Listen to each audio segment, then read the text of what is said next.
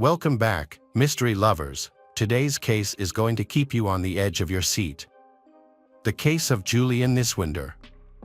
Julia Niswinder was born in 1989 in the small town of Monroe, which has a population of 20,000. She has a twin sister named Jennifer. The girls were raised by their grandparents while their mother was building her personal life.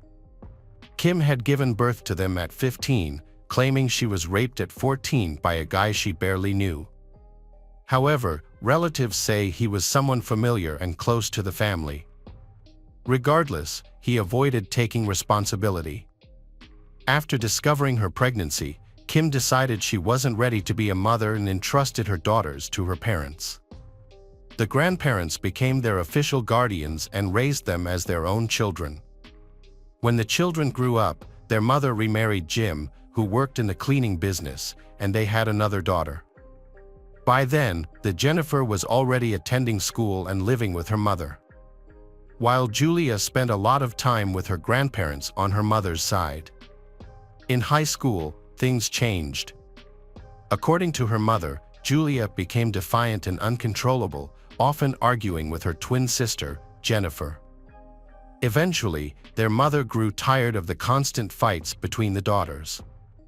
Their house was small, with only 2 bedrooms and a living room, so she couldn't give the older daughters separate rooms. As a result, she decided to send Julia to live with her grandparents again. Julia was happy to return to grandparents. She lived there for a while, and her grandparents indulged her and were very affectionate toward her. At that time, Julia became very concerned about her appearance and tried to lose weight. She followed strict diets, restricted herself in almost everything, and ate very little. Her grandma was worried about her, but Julia assured her that she was fine. At 19 years old, Julia needed to make her own life decisions. She enrolled at Eastern Michigan University in the journalism faculty and continued living with her grandmother. Julia dreamed of becoming a TV presenter. She became close to Jennifer and her mother but did not want to return home. The 2 sisters became closer, sharing secrets, experiences and events in their lives. Julia later moved to a room on the campus of a university in the small town of Salanta, Michigan. She was fortunate to get a room with a bathroom. Julia also got a job with her mother at Walmart. Her new place was a 45-minute drive from her mother's house. Her neighbors were girls she got along with well. On Thursday, December 6, 2012, with Christmas and the holidays approaching, Julia's neighbors left for the weekend to visit their families. Julia visited her mother's family. They had already set up a Christmas tree and began decorating it and the house together. They all enjoyed hot chocolate and listened to Christmas songs, creating a festive atmosphere and having a wonderful time together. On Friday, December 7th, she visited her mother's workplace and they went shopping for presents together. Julia and her mother then went home together, and an argument broke out that turned into a fight. The exact details of the incident remain unclear. Julia left the house in distress, drove to her grandmother's house, and expressed that she never wanted to return to that house again. Her grandmother comforted her, invited her to stay, and together they decorated the Christmas tree and the house. Julia's mother later visited her grandparents and reassured Julia that she had misunderstood the situation. Julia's grandmother listened to both sides and sensed that something was wrong. When her mother left, Julia stayed with her grandmother. The next day, December 8th, Julia went to work.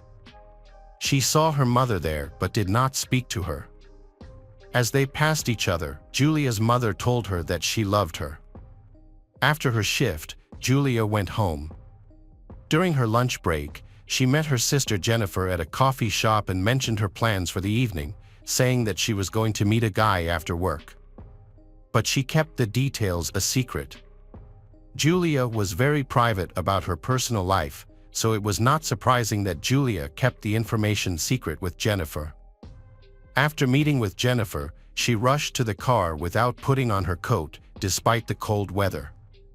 The last time Jennifer spoke to Julia was around 11 p.m. when Julia returned home from her date. Their conversation was brief. Julia simply said, "I'm home," before hanging up. Julia was very tired and she needed to study for an exam the next day, December 9th. After working at Walmart, she went shopping and then returned home. That night, she ran into a neighbor returned from visiting her family. The neighbor was getting ready to sleep at her boyfriend's house. Julia closed the bedroom door and was about to go to sleep. While the neighbor was getting ready, she heard the TV playing loudly in Julia's room. This made her feel strange because she had never seen Julia watching TV before, especially when it was time to go to bed. However, the neighbor was in a hurry to meet her boyfriend, so she didn't investigate further and left the house. On Monday morning, December 10, 2012, a neighbor returned from a family visit. She quickly showered to go to school. While getting ready, she noticed that Julia's alarm clock kept ringing, but no one seemed to have turned it off. Knowing that Julia often struggled to wake up in the morning, the neighbor was not surprised. She knocked on Julia's door to try to wake her up, but received no response. After a while, she decided not to bother her anymore and went to school. That day, Julia did not go to class and also missed an important exam, which was unusual for her, as she had never been absent or late for an exam before. Julia missed her shift at her stepfather's cleaning company, where she had taken a part-time job to earn money before the holidays. Although she was scheduled to work, she did not show up. She also missed her shift at Walmart that evening, which raised concerns among her coworkers. The next day, December 11th, Julia missed her shift for the second time. Her coworkers grew increasingly concerned and tried to reach her by phone, but no one answered. An employee had Julia's mother's phone number and called her that evening to inform her that Julia had missed 2 shifts. Julia's mother, Kim, was at a cafe playing darts with Jennifer and other relatives at the time. She noted that their schedules often didn't align, and it was common for them to go 2 or 3 days without seeing or calling each other. When Kim learned that Julia was missing and not responding to calls, she panicked and tried to reach her daughter repeatedly, but all her calls went to voicemail. Concerned, Kim called Julia's friend Rachel and asked her to check on Julia. Rachel agreed and went to Julia's house around 9 p.m. Rachel found Julia's car parked in the driveway next to the house, but no one answered the door or the phone. Concerned, Rachel sought out a security guard for assistance. She asked the guard to open Julia's room to check, but he refused and instead called the police. The guard could not find a spare key to Julia's room. When the police arrived, they broke down the door and entered the apartment. Inside the bedroom, everything was in disarray, furniture was scattered on the floor. And Julia's handbag was on the bed, making it look like a robbery had taken place. As the police continued their search of the apartment, they made a dreadful discovery. They found the body of the Julia face down in the bathtub. Her body was fully submerged, and her hands were behind her back with her feet together. There were signs of restraint on her wrists and ankles. A phone was also found underwater beneath her body. Julia's torn clothes were on the bathroom floor, and it was evident that the fabric had been cut with a knife. After examining her, the police concluded that her body had likely been in the water for 2 days and was in a state of advanced decomposition. The knife and rope used to tie up Julia were not found anywhere in the apartment. All of Julia's valuables, including her wallet with cash, laptop, and car keys, were still on the table, and the wrapped Christmas presents were untouched. The only items missing were the pillowcase and the keys to Julia's room, which led investigators to rule out the possibility of a robbery. Rachel learned the tragic news from the police and immediately informed Julia's mother about her daughter's death. Kim and Jennifer quickly got into their car and drove to Julia's apartment. Despite the police cordon, the mother and sister approached the building to find out what had happened. They tried to enter the room but were stopped by the police. The family demanded answers about Julia, but no one would give them any information. They were distraught and pressed the police for information, but the police only confirmed that Julia was dead. Police took Julia's family to the station along with her neighbors for questioning. Julia's neighbors said they generally got along with her, although they had had a conflict in the past. They had resolved their differences and had not had any problems since. The neighbors said they were not home when the murder occurred and provided a confirmed alibi, clearing them of any suspicion. Forensic experts examined the crime scene and found no signs of forced entry. All windows and doors were locked. Julia's room was on the first floor, leading police to speculate that she may have opened the door herself and that the attacker was likely someone she knew. At the crime scene, police discovered bloody rubber gloves, male biological fluids, and 3 DNA samples on the gloves. The evidence was analyzed, revealing that one DNA sample belonged to Julia, while the other 2 came from an unidentified male. One of the samples was too decomposed to be identifiable, and there was no record of the second male DNA sample in the police database. Notably, the biological fluids belonged to a man who had had a vasectomy, suggesting that he was not a father. This led police to conclude that the suspect was likely an older man rather than a younger one, as vasectomies are not typically performed at a young age. As a result, police focused their search on adult men who knew Julia. An autopsy revealed that Julia died from strangulation. She had been strangled before being thrown into the water. The potential suspect had turned up the volume on the television on the day of the crime to drown out any screams she may have made during the struggle. A toxicology report confirmed that there were no traces of alcohol or illegal drugs in her system. While the police continued their investigation, Julia's family decided to conduct their own investigation to find out the truth. They posted leaflets and appealed to the public for help through the media and social networks. But these efforts did not help their investigation. Police discovered that the girl had been dating a young man shortly before the murder. Police checked Julia's phone and identified the man, taking him in for questioning. However, he was soon released, as he had a solid alibi that cleared him of suspicion. Police found Julia's stepfather, Jim, suspicious, as he appeared unusually calm and did not seem to be grieving over Julia's death. He was familiar with her house and could have easily gained access to the apartment, as Julia may have let him in herself. People who knew him described him as strange, reclusive, and unsociable. Everyone kept their distance from Jim, especially after the Jim had a vasectomy following the birth of his daughter with Kim. This made him the primary suspect in the investigation.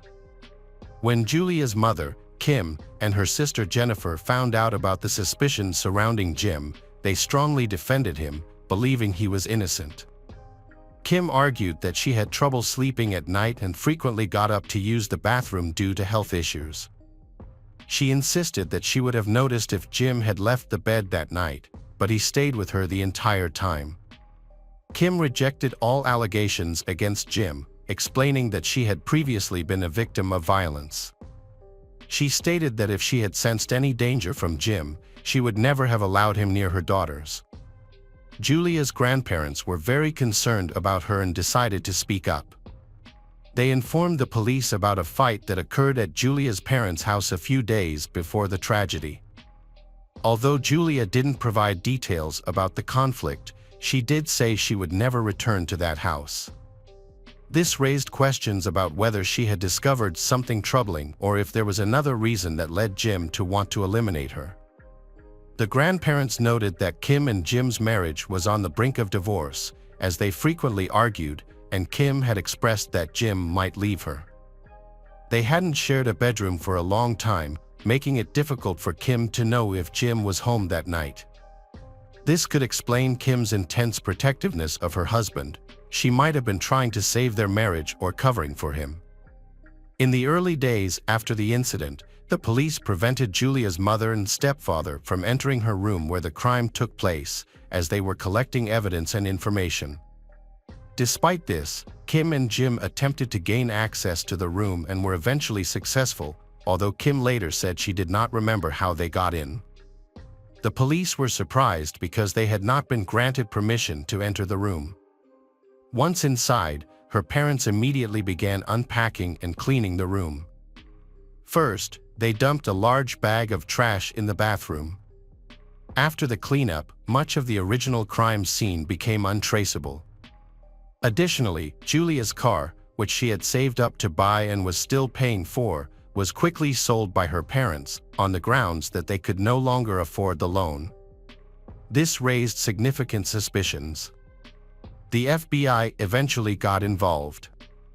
Forensic experts concluded that Jim was the prime suspect. Julia's maternal grandfather, James, noticed that Jim had a very strict parenting style, often making her cry and cornering her. James suspected that Jim might be punishing his daughter harshly behind closed doors. It was also revealed that Jim had been a karate instructor and the children had reported their mother for his brutal treatment. Jim had trained his daughter rigorously, helping her achieve a black belt in karate. The police asked Jim to provide a DNA sample, which he readily provided to clear his name. However, his DNA did not match that of the second man found on the glove. As time passed, the investigation stalled, and the case seemed to have been forgotten by everyone except the grandparents. They regularly asked the police for any updates and expressed their frustration at the lack of progress. Julia's grandparents still believed that the police should thoroughly investigate Jim, her stepfather. James suspected that Jim may have taken latex gloves from a cleaner at work to frame someone else while concealing his own involvement. However, this theory was never pursued further. It left many unanswered questions, such as whose DNA was on the damaged glove. It raised the possibility that there could have been two criminals involved. They asked Jim to take a lie detector test, which he passed twice, but Julia's grandfather remained skeptical. He still believed that Jim was somehow involved in Julia's murder. James' persistent attempts to communicate with the police about the investigation led them to stop contacting him. This decision upset only Julia's mother. Living in Florida, James was unable to visit the police in person, which resulted in him losing access to important information and feeling powerless. His daughter Kim and granddaughters, Jennifer and Madison, wrote to James to say he was no longer part of their family, which hurt him deeply. One of Julia's friends informed the police that Julia had reported harassment from her stepfather, who referred to Julia as his girlfriend, causing her fear. This suggested a possible sexual motive for the murder, prompting the police to seek a search warrant for Jim's home. During the search of his laptop, they discovered numerous explicit photos of minors. Jim was arrested due to these photos. At first, he claimed he was innocent, insisting that he did not know where the photos came from and that he was being framed. Later, he conceded that the photos might belong to him but insisted he was unaware that the subjects were minors. He maintained his innocence and was found not guilty because the prosecution failed to prove that the photos showed minors. Later, Julia's friend withdrew her accusations against her stepfather, although police informed her that her previous statements had been recorded. James discovered that Kim and Jennifer spoke to this friend and likely pressured her to change her testimony. Despite everything, Kim continues to support her husband and believes in his innocence. She thinks that her neighbor is responsible for her daughter's death due to a disagreement. However, this theory is not taken seriously because the neighbor has an alibi, and only male DNA was found at the crime scene. 3 years after Julia's murder, in 2015, Kim and Jim's attorney advised them not to give a written statement because it could be used against them in court. James was even more angry when he heard this. He felt that if they had nothing to hide, they would not have hired an attorney or refused to give a written statement, because giving false testimony could have legal consequences. By insisting on giving a statement, they avoided potential liability.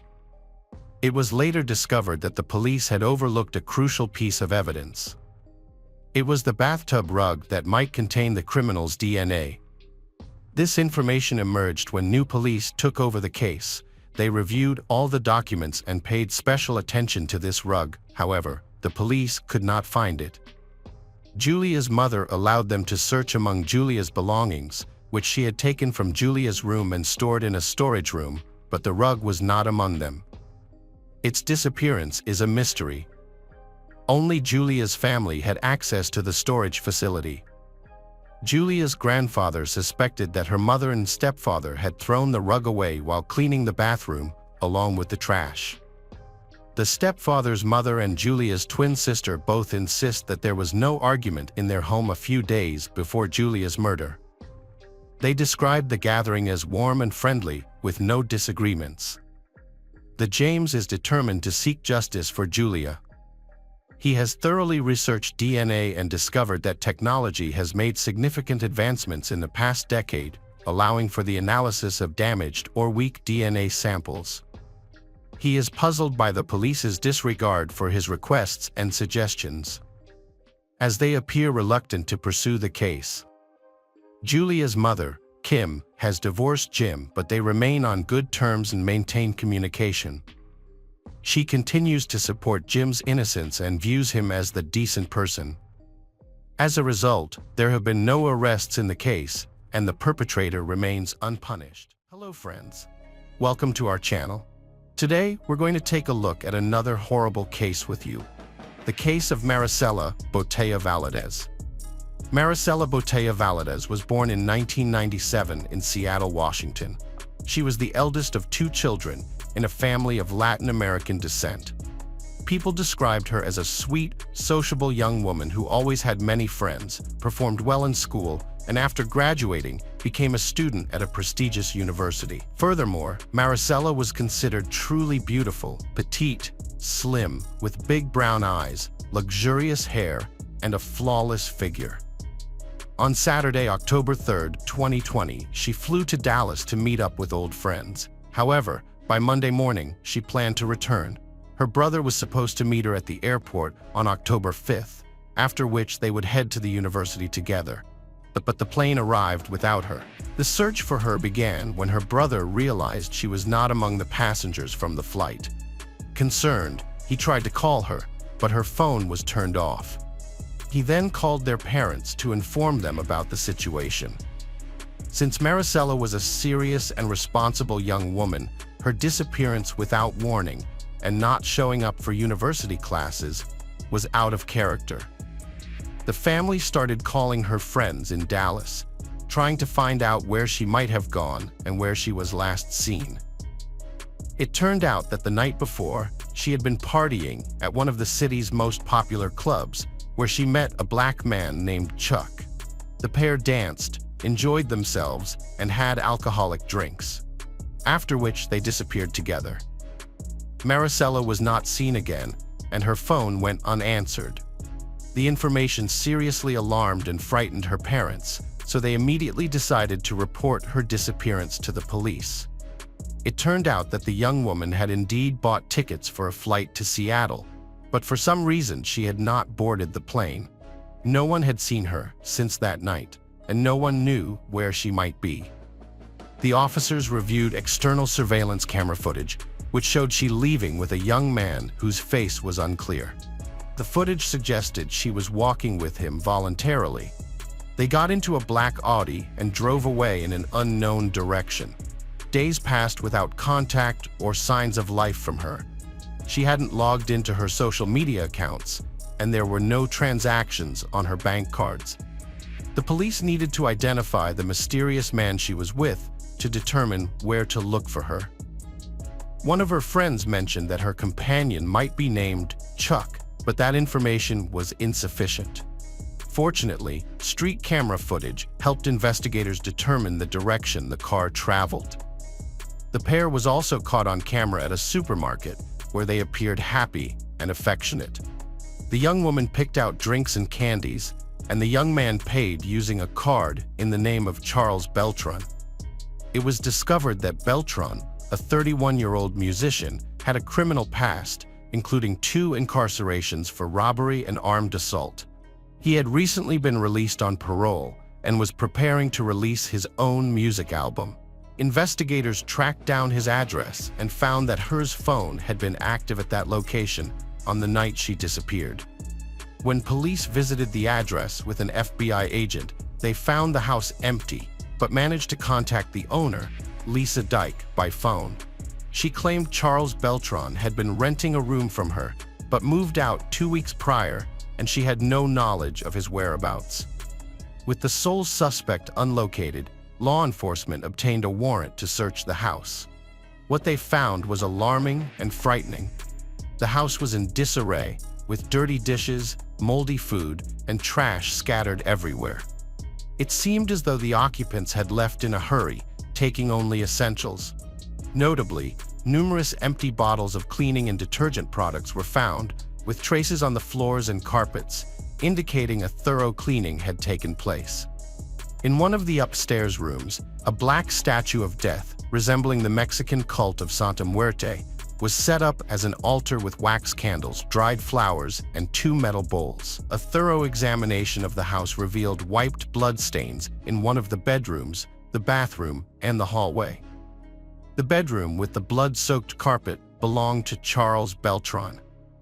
It was clear that a violent crime had taken place, but the identity of the victim was unknown. The occupants had hastily cleaned up and fled, but traces of blood remained, having seeped into the carpet, under the baseboards, and onto the wallpaper and furniture. DNA experts compared the found bloodstains to Maricella's DNA, dispelling any doubts that the blood belonged to her. The house was sealed as a crime scene, and the task was to find the main suspect. However, Charles had fled, and the owner had already put the house up for sale. To learn more, the police decided to investigate the backgrounds of everyone who had recently lived in the house.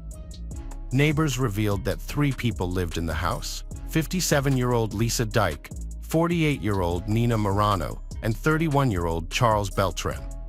However, the nature of their relationships and their sudden disappearance remained unclear. It was necessary to investigate each individual's background and find and interrogate them as soon as possible. The house owner, Lisa Dyke, was a commanding, ambitious, and contentious woman who had been married 3 times and received a substantial inheritance after becoming a widow. She had no financial necessity to rent a room to Charles, suggesting she had some other interest in him. Charles, or Chuck, Beltran dreamed of making it big in the music scene, but he lacked money and connections, and his criminal past hindered him. Lisa Dyke helped him by moving him into her house, setting up a small recording studio, and even sponsoring the filming of several music videos for him. She also bought him a car, paid for his entertainment, and fashionable clothes, claiming their relationship was strictly business and that she saw great potential in the talented young man. About Nina Morano, she and Lisa had been in an intimate relationship for a long time and had officially legalized their union by getting married several months ago. A close friend revealed that Lisa had an intimate relationship with Charles, which drove her insane with jealousy. Charles also had a vested interest in living with a wealthy older lover who solved all his financial problems and helped him build a music career. Charles frequently engaged in brief, casual relationships with young women, which fueled Lisa's intense jealousy. However, what role did Nina Morano play in the disappearance of Maricela, and how did she fit into Charles's love triangle? According to a close friend, Lisa's spouse, Charles, was part of this unusual love triangle with Nina, and he insisted that his young lovers sleep with both women. After their wedding, both women took Charles's last name, and the household consisted of Charles, Lisa, and Nina Beltran. The investigation into Maricela's disappearance revealed that no one had been seen at the house where her blood was found, and Lisa was only contacted once.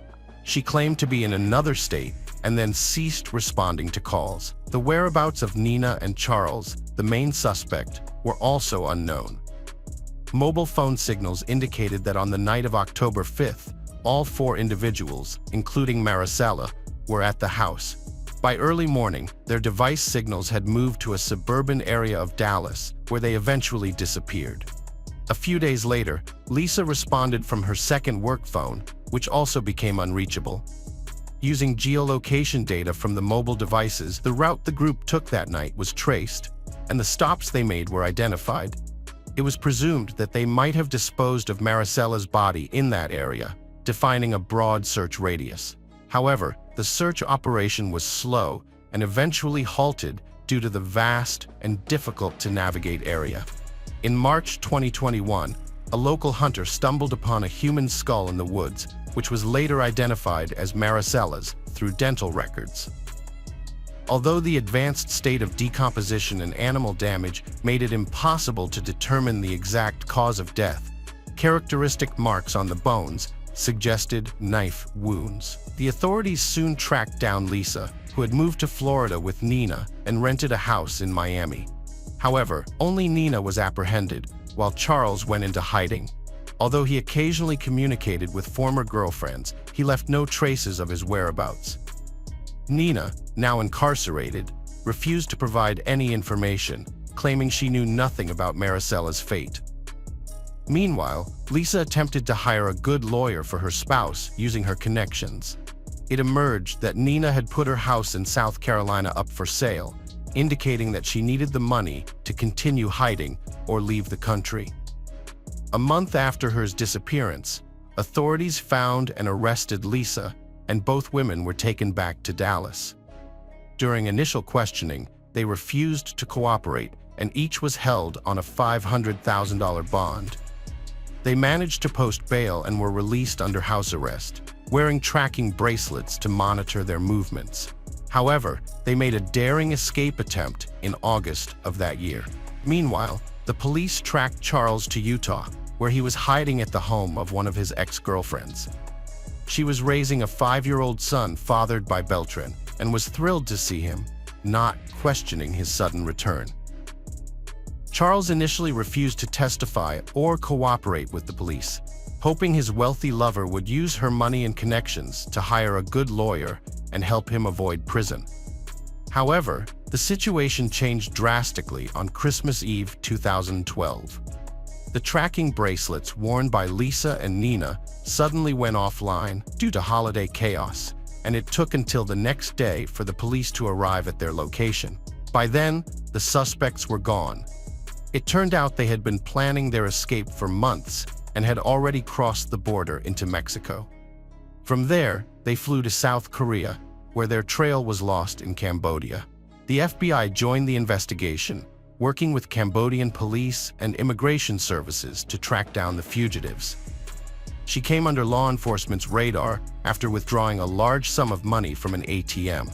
They tried to pay in cash everywhere to avoid revealing their whereabouts, but ATM cameras helped identify them, and a neighboring building's camera captured the license plate number of the car they arrived in. This information led the police to the driver, who took them to the house rented by the extravagant foreigners. They were arrested and extradited to the U.S. in February 2022, where they were denied bail and sent directly to jail. Charles, realizing his lover was not going to save him from prison, began to cooperate with the investigation and provided information. His account of the events of that dreadful night horrified many. Charles confessed that he had been in an intimate relationship with the homeowner, Lisa, and her spouse, and that he engaged in these relationships for money and to advance his music career. He had no warm feelings towards her and often had affairs with young and attractive women, which he never hid. While Lisa sometimes became wildly jealous, Na was indifferent to his actions. On the fateful night of October 5, 2020, Charles met Maricela at a nightclub. After spending hours drinking and dancing, he invited her over, and she agreed. When they arrived at his place late at night, Na and Lisa were already asleep. Charles took Maricela to his room, where they engaged in intimate activities and later fell asleep. Charles claimed he was awakened by a noise and was disoriented, still intoxicated. When he turned on the light, he saw a horrific scene. Maricela's body had slid to the floor next to the bed, and she had bled out. Na entered the room, and they stood there for a few minutes, not trying to help the victim. When Charles regained his composure, he realized the crime might be pinned on him due to his criminal record, and his influential lovers could escape punishment. So, he agreed to help dispose of the body and cover up the crime. According to Lisa's lawyer, she had no motive to attack and kill Maricela. Lisa claimed her relationship with Charles was strictly business, and she viewed his promising music career as a good investment. She wasn't concerned about who he slept with or flirted with. However, Lisa did say that Charles was hot-tempered and cruel, especially when drunk. She claimed that on the night of the murder, Charles brought a new girl from the club, and an argument erupted. Charles grabbed a knife, and despite Lisa and Na's attempts to intervene, Maricela was killed. They helped dispose of the body and clean up the scene under the threat of becoming Charles's next victims. Lisa's friend testified that Lisa was obsessed with Charles and had repeatedly confessed to wanting to eliminate any girl who got close to him. The friend also mentioned an odd statue of Santa Muerte at Lisa's house, which Lisa claimed was for black magic to ensure Charles' devotion to her. However, it seemed the ritual failed, and Lisa resorted to using a knife. Another witness, a real estate agent, testified that Lisa and Na were eager to sell several properties they owned as quickly as possible, including their Dallas home, which was the site of the alleged crime. The court took into account Charles's full confession and cooperation with the investigation. Lisa Dyke Beltran was found guilty of the brutal crime against Maricela, concealing evidence, and attempting to flee. She was sentenced to life imprisonment without the possibility of parole. Charles Beltran and Nina Morin fully admitted their guilt and agreed to cooperate with the investigation. They were found guilty of concealing evidence, and Nina was sentenced to 7 years in prison, with the possibility of release in 3 years due to good behavior. Charles, previously convicted on multiple occasions, was sentenced to 12 years in prison, with the possibility of parole after serving 8 years. Hello friends, welcome to our channel. Today we're going to take a look at another horrible case with you, the case of Crystal Perry. Crystal Perry was born on August 23, 1963, in the small American town of Rumford, Maine. She was the youngest of 10 children, and their parents had to provide for all of them, which was understandably a challenge. Crystal and her siblings grew up quite independently with strict parents, unable to watch over all the kids. Their older sister, who was just 12 when Crystal was born, took care of them like a mother, always looking out for her younger brothers and sisters. Growing up in a tense environment, they all wanted to start their own separate lives as soon as possible. Eventually, they scattered to different cities and states. Crystal was no exception. She wanted to start a family of her own and met a guy named Tom in high school. They soon got married and moved to California, but eventually, Crystal realized that big city life just wasn't for her. After a year and a half, they decided to return to Maine, settling in a small town called Bridgeton, about an hour away from her hometown. Crystal got a job at a local shoe shop, while Tom took on various odd jobs. Soon, Crystal discovered she was pregnant, and they welcomed their daughter Sarah. Despite the fact that Tom had initially wanted to be a father, their relationship with Crystal became complicated after their daughter's birth. He spent more and more time at a local bar, squandering almost all their money on alcohol. Once, he even took the money Crystal had set aside for groceries, as they didn't earn much. Tom's drinking habit sometimes left them with no money even for food. At some point, Crystal decided to file for divorce. Tom continued to see his daughter from time to time, but wasn't actively involved in her life. The situation escalated when Tom got a new girlfriend who started to harass Crystal. She called and threatened Crystal, show up at her place, and cause scenes, all because she simply didn't like that Crystal and Tom had once been married. Afraid to let Sarah visit her father, Crystal moved in with her mother. Over the years, she worked hard to save enough money to buy a house of her own. A few years later, she finally had the opportunity and purchased a small house on the outskirts of Bridgeton. The house was located just a few dozen yards from a picturesque lake surrounded by a forest. Crystal and Sarah were thrilled to have their own home, just for the two of them. On May 10, 1994, when Crystal was 30 and Sarah was 12, they watched a solar eclipse together. The next day, as usual, Crystal went to work and Sarah to school. In the evening, they had dinner together, and Crystal tucked her daughter into bed. A few hours later, Sarah suddenly woke up to a loud scream. At first, she thought her mom was arguing with someone on the phone, but she quickly realized it was much more serious. Crystal was screaming at the top of her lungs, and Sarah immediately thought someone was attacking her mom. The door to her bedroom was slightly ajar, and through her fear, she came closer to it. Sarah realized that the screams were coming from the kitchen, but she couldn't see what was happening from where she stood. Sarah was gripped by fear and afraid to move or make any sound. After a few seconds, she heard footsteps and thought that whoever had attacked her mom was coming for her. She hid behind the bed, waiting for her door to swing open at any moment. Instead, she heard the kitchen drawer open, followed by a sound like someone was rummaging through the silverware. Crystal continued to scream and beg for mercy, and in the next few seconds, Sarah heard sounds as if someone had started stabbing her mom with a knife. With each new stab wound, her cries became increasingly muffled until they stopped completely. Despite being only 12, Sarah understood clearly that some unknown criminal was killing her mom. She wanted to rush to her mother's aid, but was paralyzed with fear. Sarah also realized that she had no chance against the knife-wielding person, and they would likely just kill her too. After her mother's screams stopped, Sarah couldn't move for several minutes. She waited for the criminal to come to her room, but the house was eerily silent. She finally left her room and went to the kitchen, where she encountered a disturbing scene. The lights were off, and the room was only illuminated by the moonlight through the window. As Sarah approached the kitchen, she glanced at the wall clock and saw that it was exactly 1 a.m. On the kitchen floor, she found her mother lying in a pool of blood that covered the entire floor. Despite being in a state of shock, Sarah recognized the urgency of getting help as soon as possible.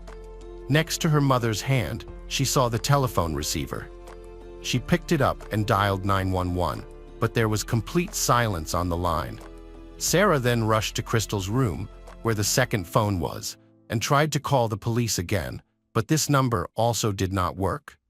She dialed the numbers several times, then realized she had only one option left: seeking assistance from the neighbors. Sarah rushed out into the street in just her pajamas, barefoot. It was May, and the temperature was quite low. It had also been raining that night. But she didn't think about anything except helping her mother. The closest house was around half a mile down the road towards the city center. She reached it and began knocking on the door, but no one answered. Sarah then ran to other houses, but again, no one opened the door. She kept running towards the city center, knocking on several more doors, but still no one responded. Eventually, she reached an Italian restaurant where the owners lived in the attached building. This time, they finally opened the door. Sarah told them that someone had attacked her mother, and the shocked residents led her inside. Sarah called 911 herself and reported what had happened. The officers immediately headed to their house. The first thing they noticed was the amount of blood. It was literally everywhere, on the floor, walls, and practically on every kitchen item.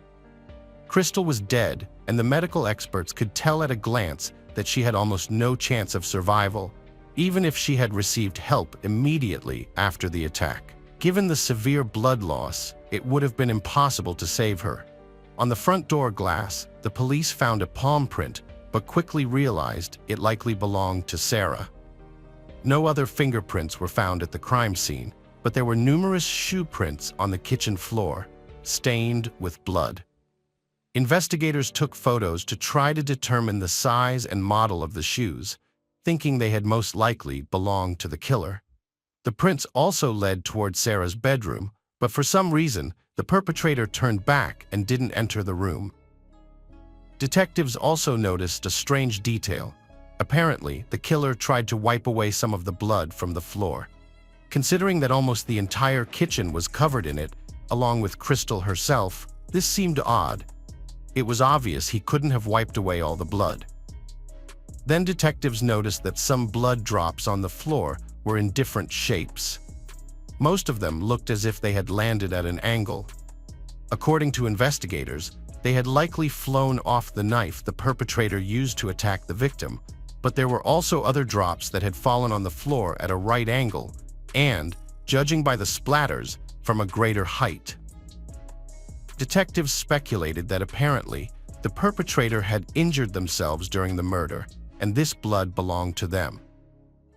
Another confirmation of this theory was the fact that these drops led to a roll of paper towels, and there were none left on the way out of the house. Most likely, the killer used these towels to stop the bleeding and immediately left the crime scene. Medical experts found over 50 stab wounds on Crystal's body. The murder weapon was not found in the house, leading detectives to believe that the perpetrator took it with them. Experts only confirmed that it must have been a kitchen knife. The killer struck with such force that a piece broke off and lodged into the victim's body.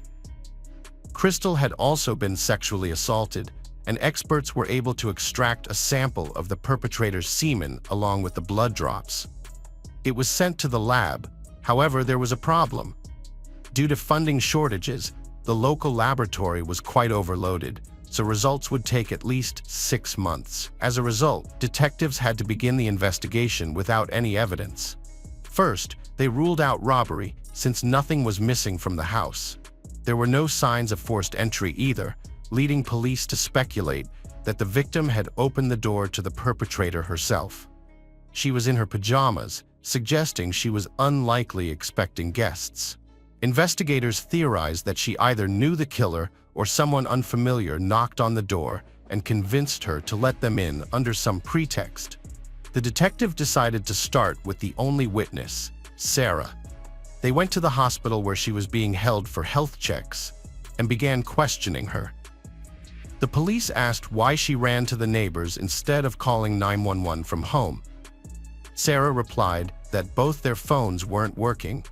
But this answer seemed strange to the investigators when they arrived at the crime scene and were able to make calls without any problems. The detectives assumed that in such a stressful situation, Sarah could have simply gotten confused. The receiver of the first phone was off the hook, and to make a call, it needed to be placed back.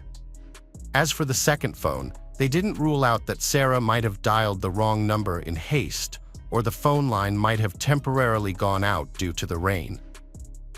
Then the police started asking her if she saw the killer. Sarah responded that she had not left her bedroom until it was all over, but the police treated her story with a bit of skepticism. They asked how she could know that her mother was attacked with a knife. Sarah replied that it was obvious, but the detectives continued to press her. They felt that she might be withholding some information and that she had actually seen the perpetrator. In the first 3 days after the murder, the police interrogated Sarah 18 times, hoping that her story would change. But she continued to insist that everything had happened as she told them. While pursuing other leads, detectives stumbled upon their first breakthrough. They found a pair of boots at a local shoe store, whose sole patterns matched the bloody footprints on the floor. They also discovered that Crystal had been harassed by Teresa, the girlfriend of her ex-husband.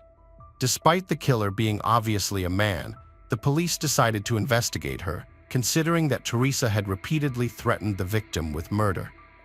They could have found an accomplice and convinced him to commit the crime. However, detectives found no evidence to support this theory. Investigators then learned that at the time of her death, Crystal was seeing a man named Dennis. They had met 2 years prior when he started working in the shoe shop, and they began dating shortly after. Dennis eventually proposed to her, and although Crystal agreed, they never got married. Detectives found out that their relationship was quite tense.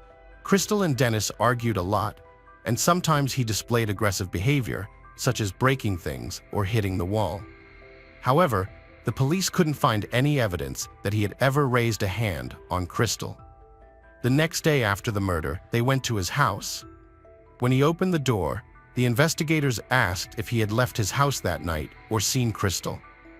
Dennis immediately asked if she was dead, and in the next second, he collapsed on the floor. After he regained consciousness, he began answering the detectives' questions. Dennis confirmed that he had planned to visit Crystal that evening, but got delayed after work, helping a friend fix a car. Upon returning home, he called Crystal, but she said it was too late, leading to an argument, and Dennis ended up staying home. While the police couldn't be 100% sure he was telling the truth, they were able to verify that he did help his friend that evening. Dennis also agreed to a polygraph test, and the operator didn't detect any signals of lying, except for one when he asked if he felt responsible for Crystal's death. Dennis answered no. Detectives also noticed that he had the same shoe size as the killer, but they found no matching footwear in Dennis's house. He agreed to provide a DNA sample, but made a strange request. He asked the detectives to come to his workplace through the back door to avoid disturbing others if they decided to arrest him. He explained that his boss had always treated him well, and he didn't want to disrupt the workflow. Considering that he continued to insist on his innocence, this request seemed suspicious. The police found out that Crystal's best friend, who lived in another town, had told them that just a few weeks before, Crystal had called her and said that she was scared of Dennis. Their arguments were becoming increasingly tense, and Dennis was growing more aggressive with each altercation. Crystal even thought about breaking up with him, but feared his reaction. During the conversation, she didn't provide any useful information, but as soon as the police left her workplace, Dennis came in and started asking what she had told the detectives. Despite their efforts, there was no evidence against the man, and the DNA test results would take months, so the police kept looking for other clues. They soon received a strange tip. A local man named Donnie got drunk at a party and started bragging about having killed Crystal. They took him in for questioning, but he claimed to have no memory of the party and denied any involvement in the murder. The investigators later discovered that Donnie was an alcoholic and a known liar. Another witness reported seeing a black pickup truck with New Hampshire plates near Crystal's house, but this lead didn't lead anywhere either. One woman told the police that on the night of the murder, she was driving past Sarah's house when she heard sirens and thought they were for her boyfriend, who lived down the road. At the same time, she saw a car with high beams on, following her at high speed. Thinking the driver was chasing her, she turned onto another road, but the car passed her by. However, the police couldn't confirm if this car was somehow related to the murder. Since then, the police struggled to find any solid leads. Crystal's relatives pulled together $10,000 as a reward for any information on the case, and they also distributed flyers around town, hoping to attract new witnesses. It's worth mentioning that Teresa, the girlfriend of Crystal's ex-husband, was seen tearing down these flyers multiple times. As for the ex-husband himself, he was thoroughly investigated, but detectives eventually doubted his involvement. Over the years, his alcohol problems became even worse, and now Tom drank heavily every day. In his condition, it seemed unlikely he could have committed such a crime, and he had no clear motive. The police also looked into two other men Crystal dated after divorcing her husband, but they found no evidence linking them to the case. All of them, including Tom, provided DNA samples, leaving detectives waiting for the lab results. 9 months after the murder, investigators finally received the results, which showed that the blood and semen samples didn't match any of the suspects, including Dennis. This left detectives with no other leads. They requested Dennis's sample again for additional testing, but the results remained the same. Stuck in a dead end, investigators decided to revisit their only witness, Sarah. They still assumed that either she was lying to them or her mind had blocked out the horrific memories of her mother's murder, and she actually saw the killer at that time. Sarah was living with her aunt in Texas, so the police headed to the other end of the country to question her. They polygraphed her, but the operator didn't detect any false answers. Despite this, investigators continued talking to her day after day, asking the same questions, But each time, she replied that she didn't see the killer. After that, the case remained unsolved for several years. The police kept interviewing people, checking various suspects, but it yielded no results. In the late 90s, when the FBI DNA database became available, investigators uploaded the sample of Crystal's killer, but no matches were found. In 1999, a new detective was assigned to the case. He decided not only to review all existing evidence, but also to collect DNA samples from as many men as possible living in the town and nearby areas. By then, the laboratory could conduct tests much faster, and the police obtained hundreds of samples, but none of them matched.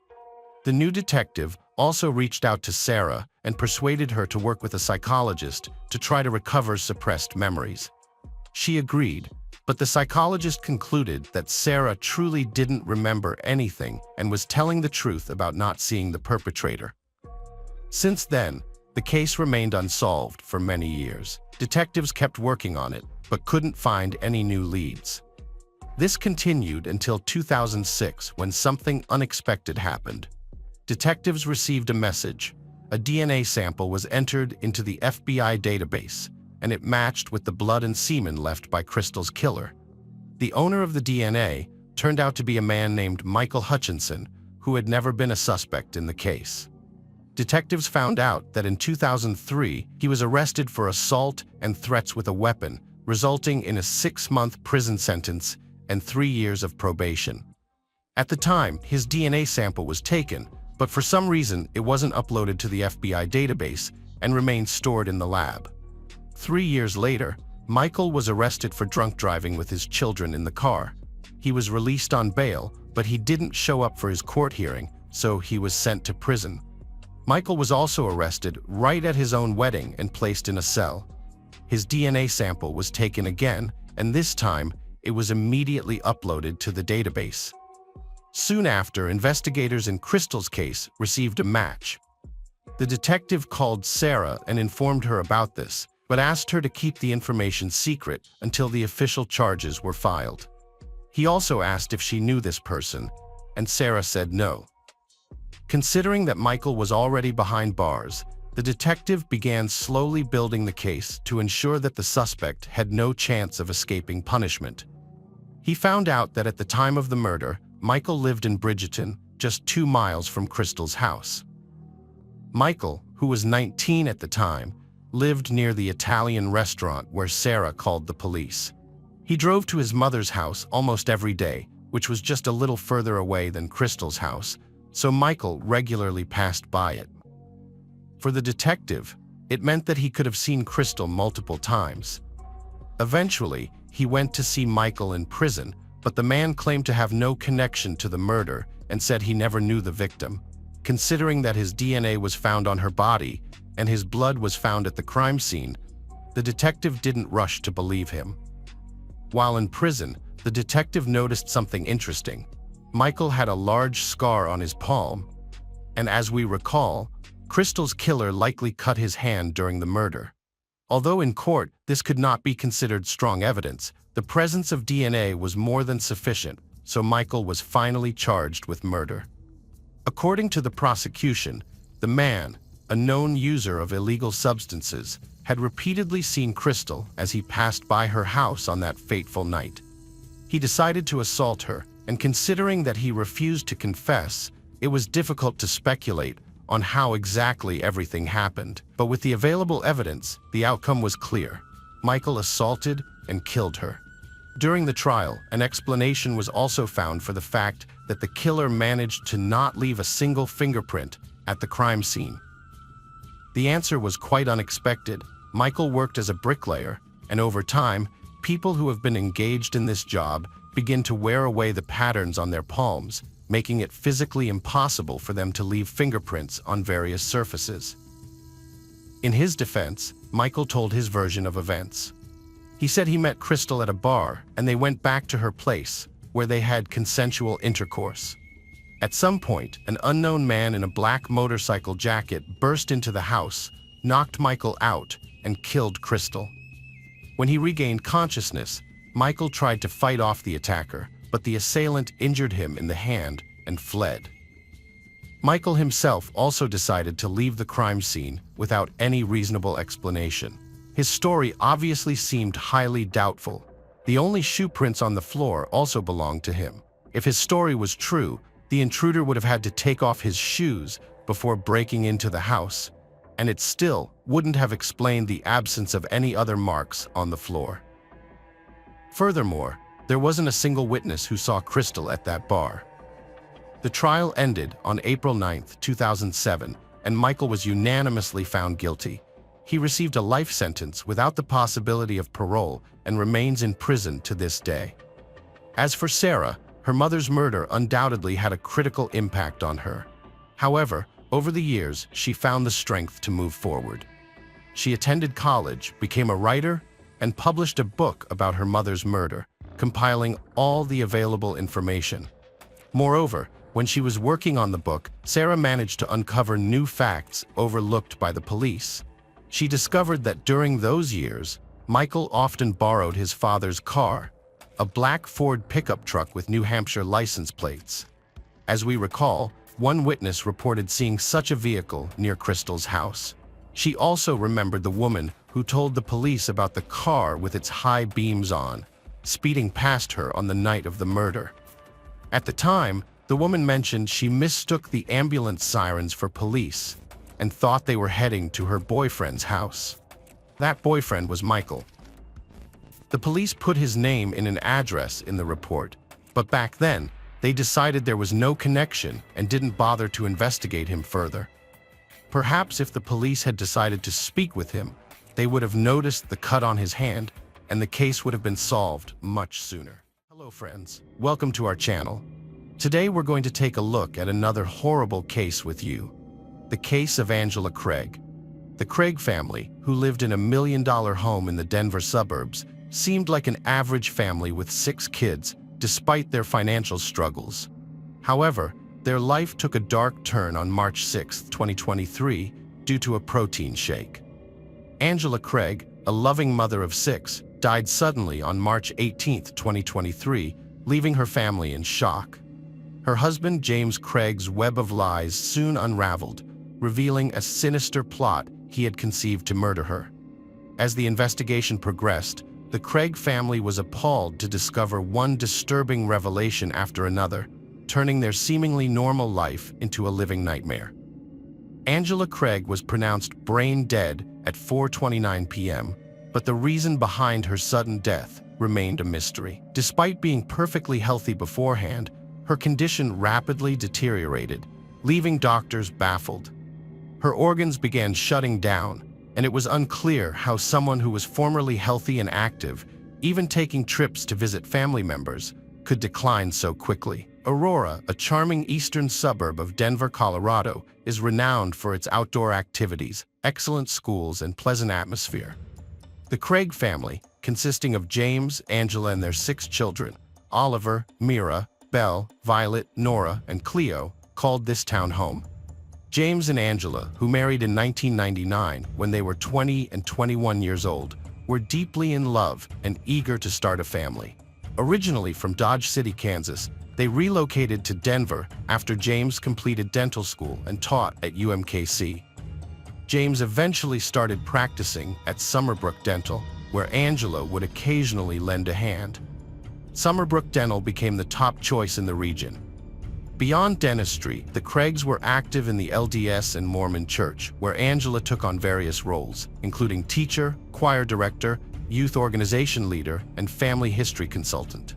Her favorite role was as a family history consultant, helping families uncover their history and perform temple ordinances on their behalf. All 6 of their children grew up and were baptized in the church, participating in all the activities. Everything seemed perfect in their lives, but appearances were deceiving. In 2019, James earned around $800,000, and they lived in a paid-off $1 million home. However, that same year, he took out loans of $675,000 and $242,000 against their house. Despite his income, the family faced financial struggles. James had taken out these loans to fix things, but they backfired. He ended up owing $315,000 to the IRS had $200,000 in credit card debt and over $750,000 in other debts, including poor cryptocurrency investments. The following year, his total debt ballooned to $2.2 million, forcing him to file for bankruptcy in 2022. Summerbrook Dental, where James worked, started having financial troubles and wasn't interested in keeping him employed. James realized he would have to declare bankruptcy again. But then his dental school friend Ryan intervened. Ryan bought Summerbrook Dental and officially became James's business partner. Although James and Ryan, along with their families, had always been extremely close, James began relying on Ryan for emotional support more than ever before in 2020. On March 6, 2023, James and Angela woke up early to exercise and each had a protein shake. Later that morning, Angela texted James, saying she wasn't feeling well and asked if he had added extra vitamins to her shake, as she was feeling dizzy. James replied that he had added a full scoop of caffeine and a large scoop of B vitamins and mentioned that he was feeling a bit shaky too. Angela responded that she only takes a small scoop of B vitamins. As they continued to talk, Angela told James she felt as if she had been drugged. James replied that, given their history, he knew that must be triggering and clarified that he didn't drug her. He also expressed that he was super worried and mentioned that she looked really pale before he left, particularly in her lips. After numerous tests, Angela's symptoms persisted, and she was eventually admitted to Parker Adventist Hospital. Despite the hospital's efforts, the medical professionals couldn't identify the cause of her condition, and she was sent home the same day. The next morning, James offered to take the day off from the dental clinic, but Angela, aware of their financial situation, told him to go to work, saying everything would be okay. Both Angela and James kept texting each other throughout the day. Angela thought it might be just an illness and said she would contact her primary care doctor later that day. She also sent a message saying, "I'm thinking maybe I had a sinus infection that I got used to, which then turned into an inner ear infection, and that's why it seemed to come on so suddenly." As they continued talking, Angela told James she had passed out in the kitchen earlier that day, and all she remembered was their daughter Violet screaming. James advised Angela to call 911, but she refused. James then talked to Matt about Angela's condition, and Matt thought her symptoms matched those of diabetes. Matt recommended that Angela see a new doctor as soon as possible, as she might be a newly diagnosed diabetic. However, Angela instead made an appointment with her own doctor. She even texted James, telling him not to mention diabetes and saying that she had told Matt to mind his own business. Angela scheduled an appointment for Friday, March 10th, but rescheduled for Thursday to see the doctor sooner. On the 7th, she and her husband spent the evening watching TV and cuddling, hoping for a better day ahead. The day after fainting in the kitchen, Angela began to feel better on March 8th, still oblivious to the sinister plan her husband had set in motion. However, her brief improvement was short-lived, as she started experiencing cold, fatigue, shakiness, weakness, and dizziness the following day.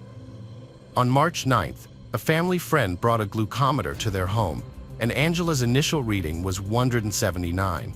However, her levels later dropped to 140 later that day.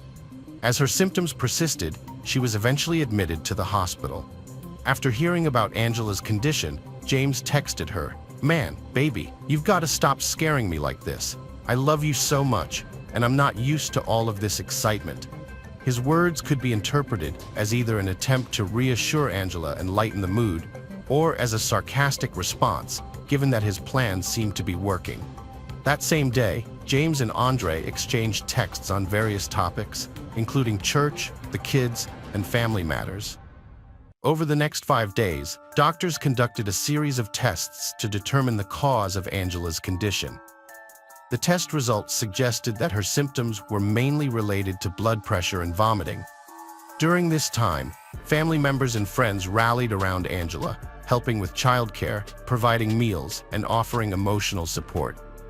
James also sought advice from Michelle, Ryan's wife, who held a PhD in nursing and was a professor.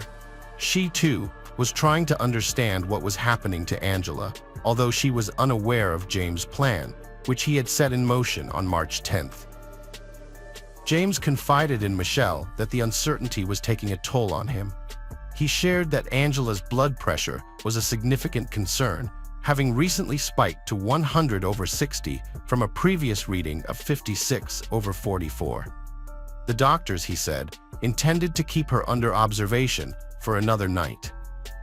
Notably, James expressed concern for Angela's emotional well-being, but this might have been a ploy to garner sympathy in the coming days, considering his suspected intentions. Despite his questionable motives, James demonstrated remarkable care towards Angela and the children, doing everything in his power to support them through this difficult time. On one hospital visit, he even apologized to Angela for not bringing flowers. However, this gesture could have been part of his calculated plan, aimed at deflecting suspicion from his ultimate goals. Angela remained in the hospital until March 14th, but despite the doctor's efforts, they were unable to determine the cause of her condition. She was eventually sent home with an oxygen tank and instructed to use it full-time. Upon her return, Angela jokingly texted James, saying she had become an old lady who needed an oxygen tank. The family, including the children, hoped that her return would mark the end of their trauma. Although the Craig family still lacked a diagnosis, Angela appeared to be improving. She felt stable and was no longer vomiting. However, this glimmer of hope was short-lived. On the morning of March 5th, around 11 a.m., Angela's brother rushed her back to the University of Colorado Hospital's emergency room. At this point, everyone desperately sought answers, unaware of the shocking act James had committed to cause Angela's condition. James arrived at the hospital shortly after Angela was admitted. She complained of a severe headache and dizziness. A few hours later, around 2 p.m., Angela had a seizure and her condition rapidly deteriorated. The doctors' attempts to intubate her failed, and she began to experience intracranial pressure, which affected the blood flow to her brain. Additionally, her pupils became unresponsive. Given the severity of her condition, she was transferred to the intensive care unit, ICU, and the doctors warned that her situation was dire. As James was updating Michelle on Angela's condition, sending her 2 photos and warning that her blood pressure had dropped to 55/44 and her oxygen saturation level to 84, he also mentioned that the doctors were concerned she wasn't mentally responsive as expected. Michelle and Ryan immediately rushed to the hospital to offer support, unaware that James's message would ultimately expose him. On his way to the hospital, Ryan received a call from Jacqueline, the office manager at Summerbrook Dental. She informed him that James had returned to the office after hours on March 6th, and Caitlin, another employee, had seen him using a computer in exam room 9 with the lights off.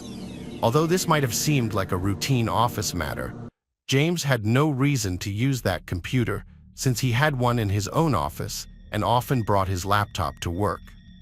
What raised suspicions was that after leaving the office, James told Caitlin he was expecting a personal package and instructed her not to open it.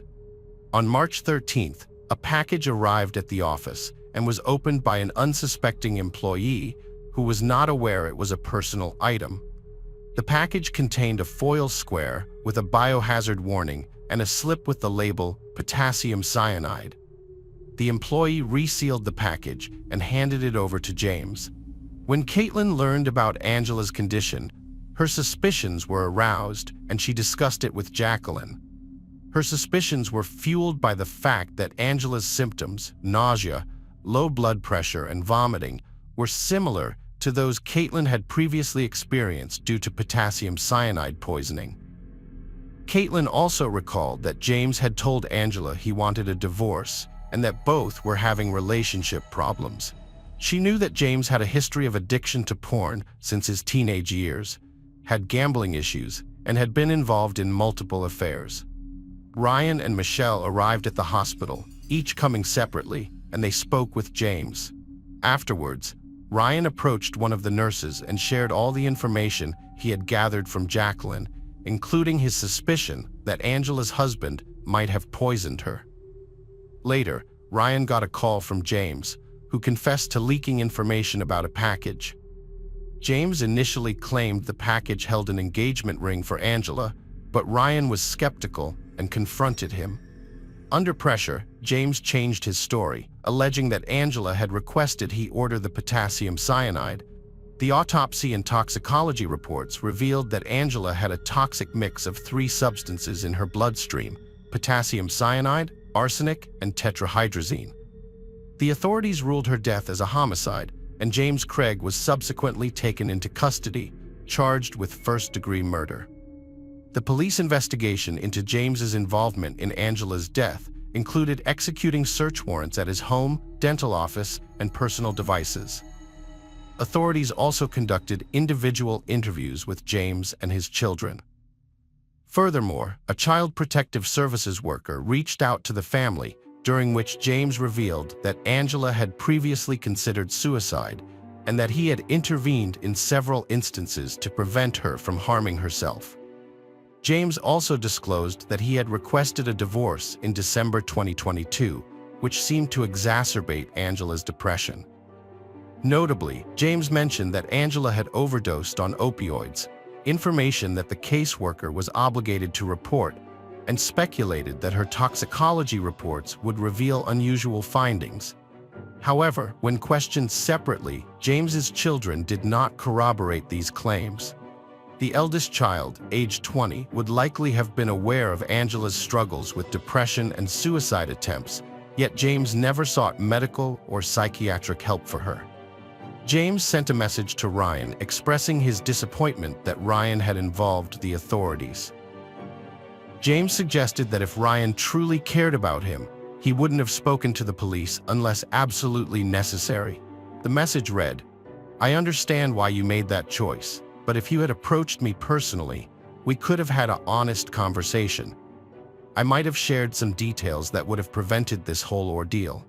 Instead, you prioritized others' opinions and gossip over our relationship, which makes me extremely angry." The police also found text message conversations between James and his partner, Angela. In one conversation, James asked Angela not to discuss their issues with her sister. This conversation took place on March 1st, while Angela was visiting Utah. After contacting Angela's sister, Tony, the police discovered that James had drugged Angela 5 or 6 years prior. According to James, he did this to prevent Angela from intervening, as he intended to give himself a fatal injection. However, no evidence was found to suggest that James had actually attempted suicide. The police subsequently interviewed the office manager at Summerbrook Dental, who relayed the story about Exam Room 9 and the personal package. The authorities then examined the computer in Exam Room 9, reviewing its search history and hard drive. On the computer, they found a Gmail account linked to James, which revealed disturbing search queries. These included: how many grams of pure arsenic are needed to kill a human? Is arsenic detectable in an autopsy? And poisons that are undetectable and show no signs of foul play. Further investigation revealed that the same Gmail account was used to purchase arsenic metal from Amazon and potassium cyanide from Sigma, specifically the product labeled 2007-81-0225G. In addition to other evidence, the police discovered records of personal communications between James and an orthodontist he had met at a conference. The two had started dating and discussed their own experiences with lengthy divorces. The woman, who cooperated with the police investigation, also flew to Colorado twice. She stated that their relationship was not serious and that she would not have dated James if she had known he was still married and living with his wife. Experts believe that the protein shakes Angela consumed were poisoned and that she was given small doses before receiving a fatal one.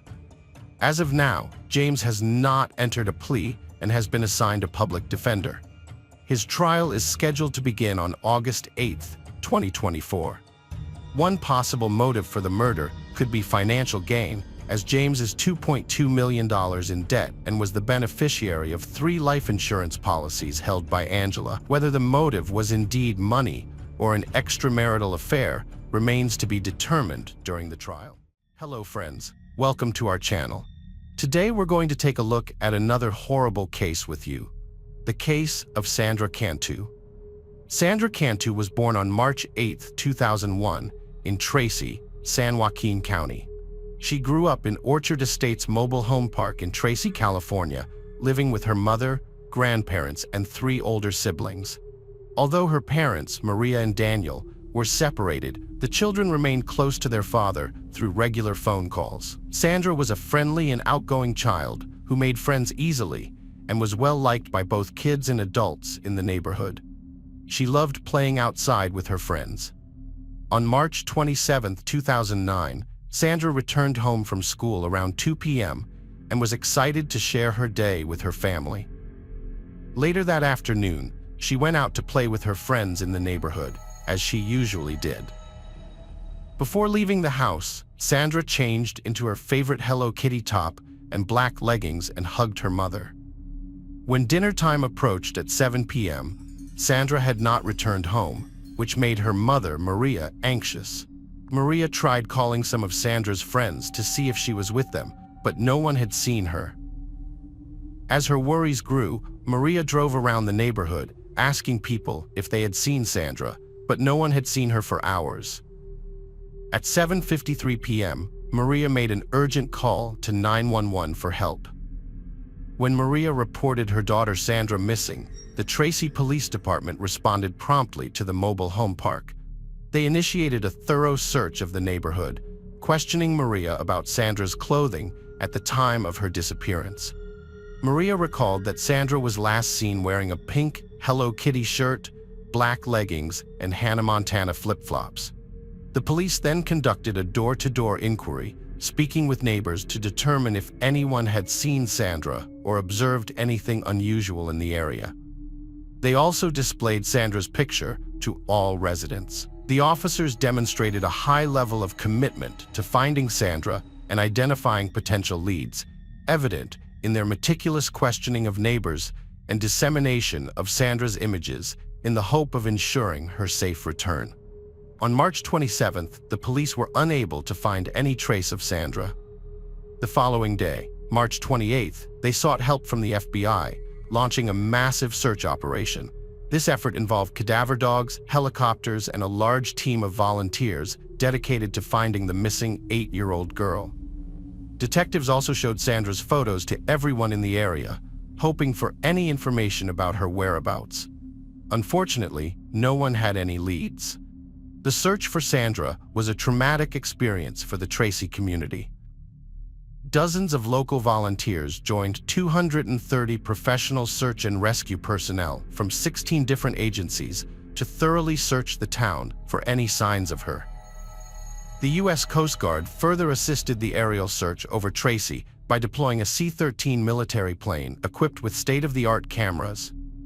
Sandra's disappearance quickly gained widespread media attention. Authorities initially offered a $2,000 reward for information that could help locate her or uncover clues about her disappearance. As her case received significant media coverage, the reward amount was increased to $30,000.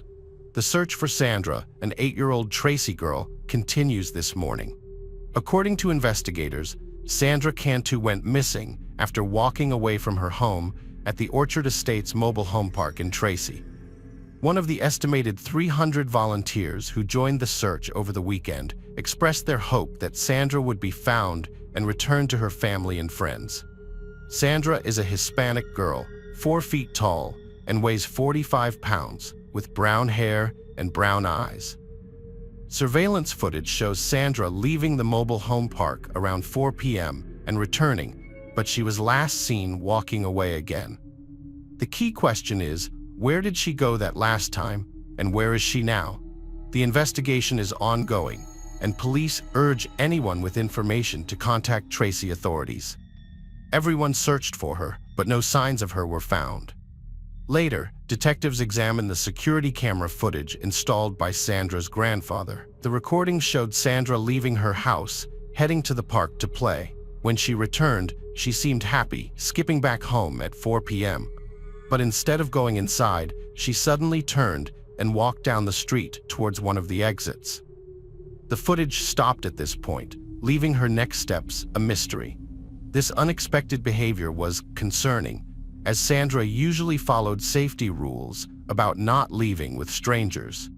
The police suspected that someone or something familiar to her might have caught her attention.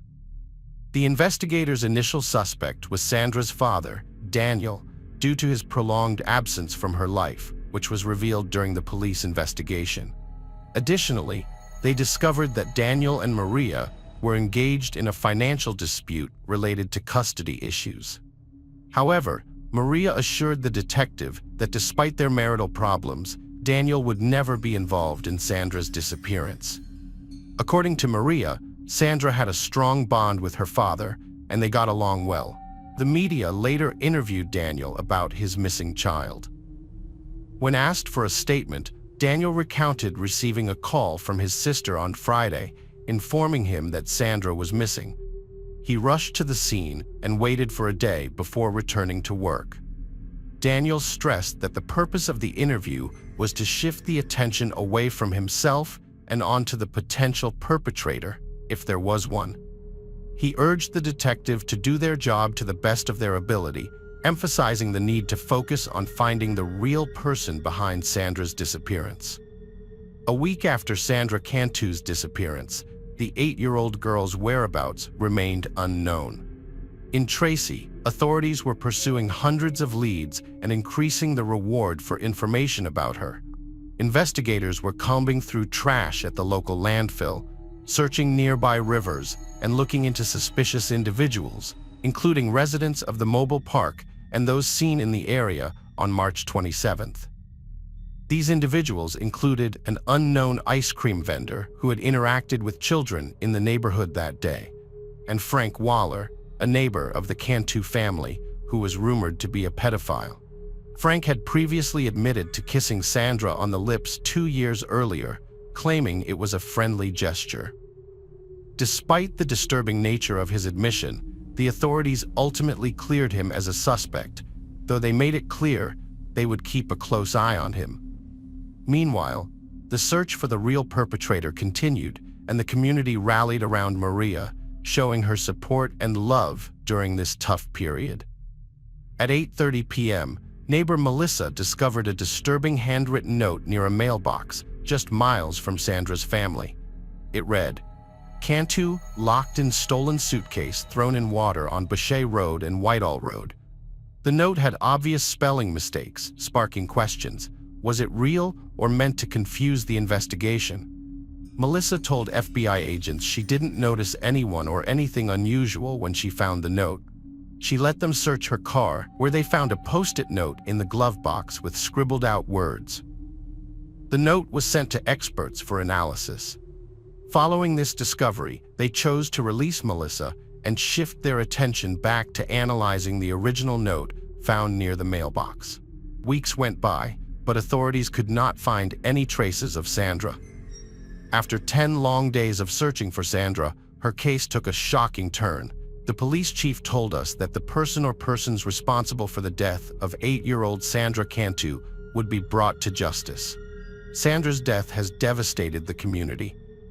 Jose Luis Franco, a farm worker, found a locked black suitcase while draining a pond.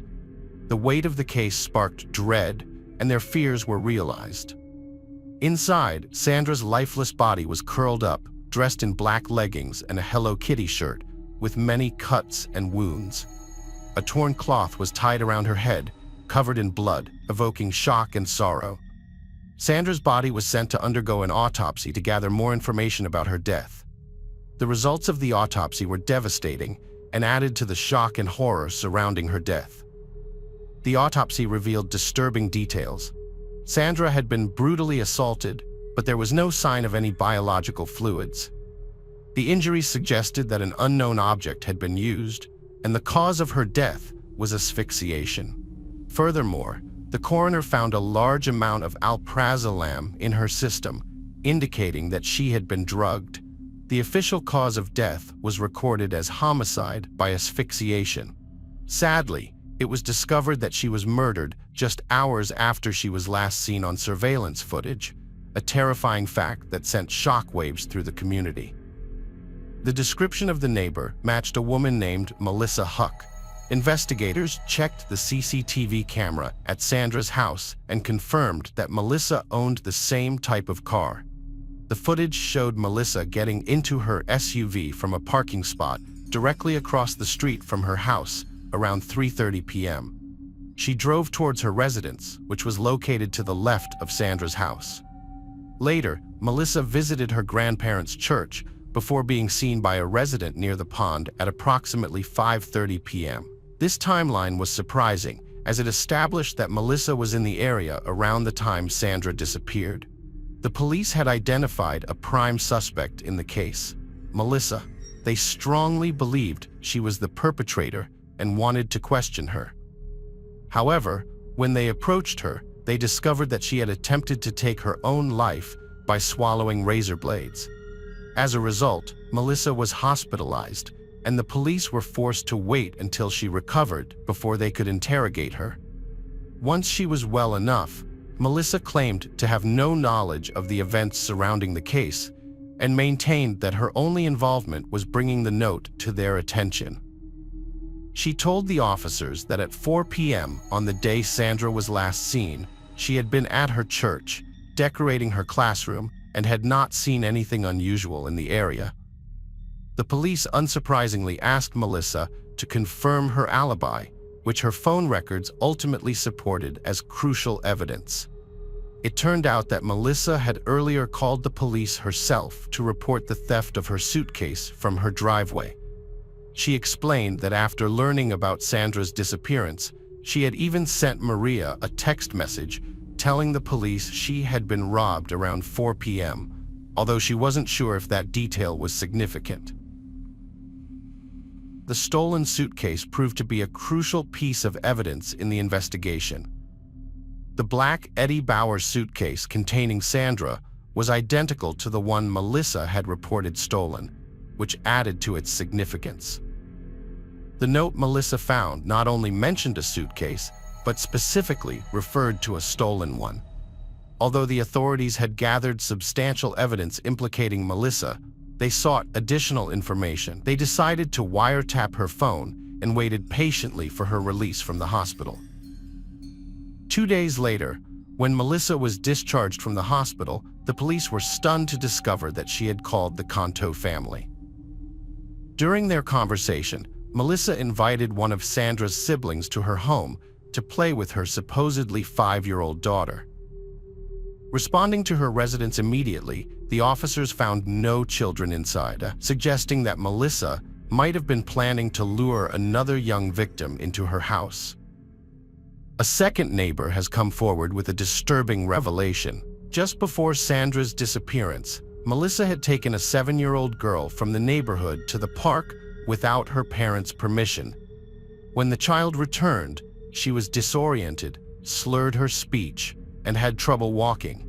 Her parents took her to the hospital, where tests revealed she had been drugged with benzodiazepines, the same drug found in Sandra's body. Although Melissa denied giving the girl drugs, the incident raised suspicions. As the investigation continued, the police grew increasingly suspicious of Melissa. They were shocked to learn about the drugged child. Soon after, they obtained a warrant to search Melissa's trailer and her grandparents' church. During the trailer search, they found a notebook with handwriting that exactly matched the note Melissa had claimed to have found on the ground. This discovery provided a crucial link between Melissa and the note, leaving the police stunned.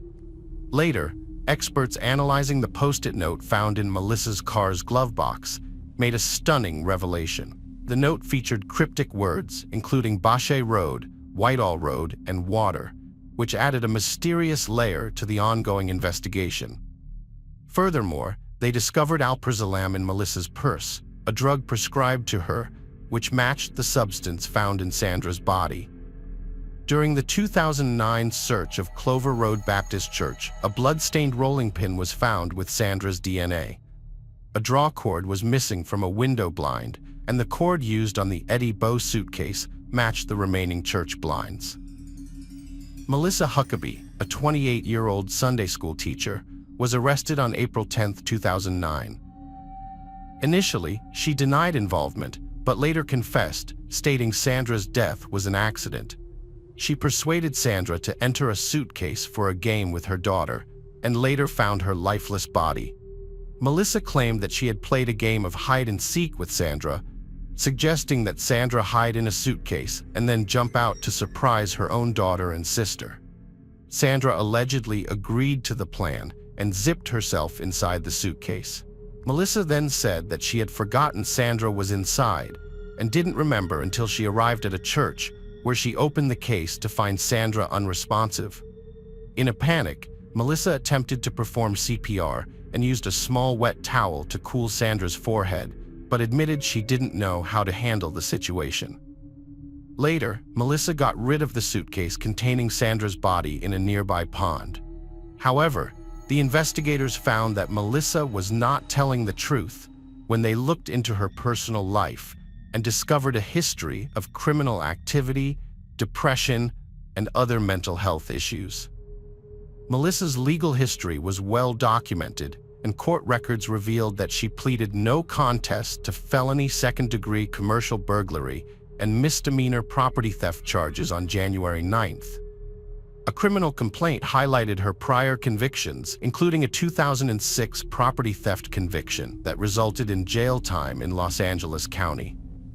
In November 2008, she was accused of attempting to steal from a store while on probation in San Juan County and had a scheduled court date. Melissa had also filed for bankruptcy in 2003, citing credit card debt and medical expenses.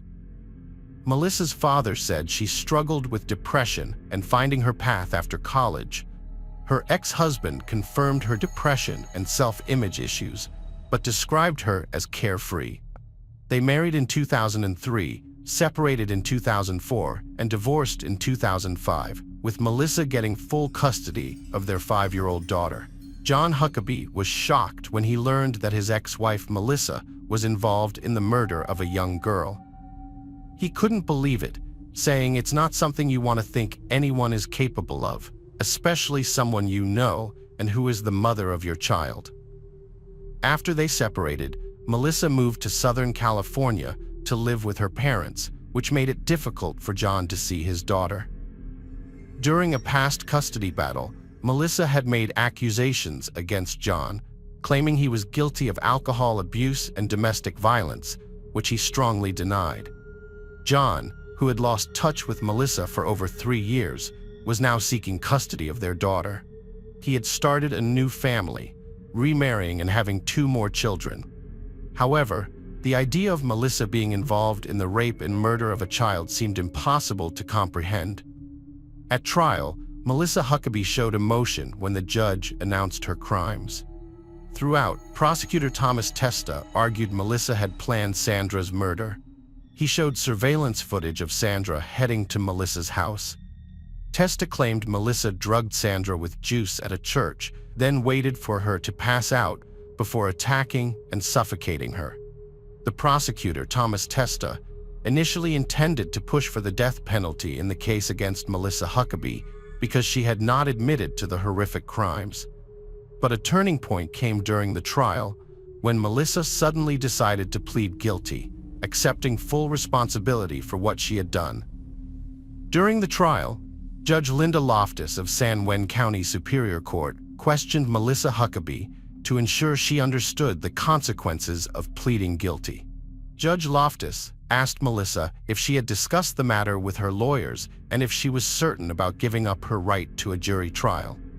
Melissa affirmed that she had and reiterated her decision to plead guilty. After completing her questioning, prosecutor Thomas Testa expressed concerns about Melissa's mental health. He highlighted her unusual behavior in prison, including a recent incident where she attempted to harm herself, which raised questions about her ability to make rational decisions. Testa noted that Melissa appeared coherent and rational in court, but he was worried about her mental state in the long run. Melissa Huckabee's guilty plea was a pivotal moment in the case. By admitting her guilt, she brought some closure to the Cantu family, saving them from a long and painful trial. This significant development altered the course of the court proceedings and paved the way for what would happen next in Sandra's case. Melissa's guilty plea simplified the process and provided the Cantu family with some comfort after all they had endured since Sandra's tragic death. On June 14, 2010, Melissa Huckabee received a life sentence without parole for the first-degree murder and kidnapping of Sandra Cantu. The motivations behind Sandra's tragic death remain unclear. Prosecutors believed Melissa planned the crime to harm Sandra intentionally. Despite this, Melissa never disclosed her reasons, leaving investigators baffled. However, documents revealed a troubled individual with a history of depression, self-harm, and a difficult past. Melissa is now serving her life sentence at Sand County Jail, burdened by the gravity of her actions. Her imprisonment serves as a reminder that severe crimes have severe consequences. For the Cantu family, the pain of losing Sandra will never fully subside, but they find comfort in knowing justice has been served. The trial and conviction brought a sense of closure, ensuring Sandra's tragic death did not go unpunished. Hello friends, welcome to our channel. Today we're going to take a look at another horrible case with you, the case of Jonathan Hoffman. Jonathan Hoffman was born in Michigan in 1994 to Jennifer and Michael Hoffman.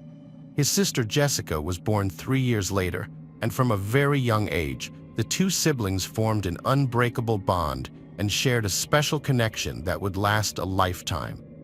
However, Jonathan's parents, Jennifer and Michael, faced significant struggles in their marriage, and their frequent fights often forced them to leave Jonathan and Jessica in the care of their grandmother, Sandra. Sandra, Jennifer's mother, played a crucial role in the lives of her grandchildren, providing a safe, loving, and nurturing environment for them. The children cherished the time they spent with their grandmother, who offered them a sense of stability in an otherwise tumultuous upbringing.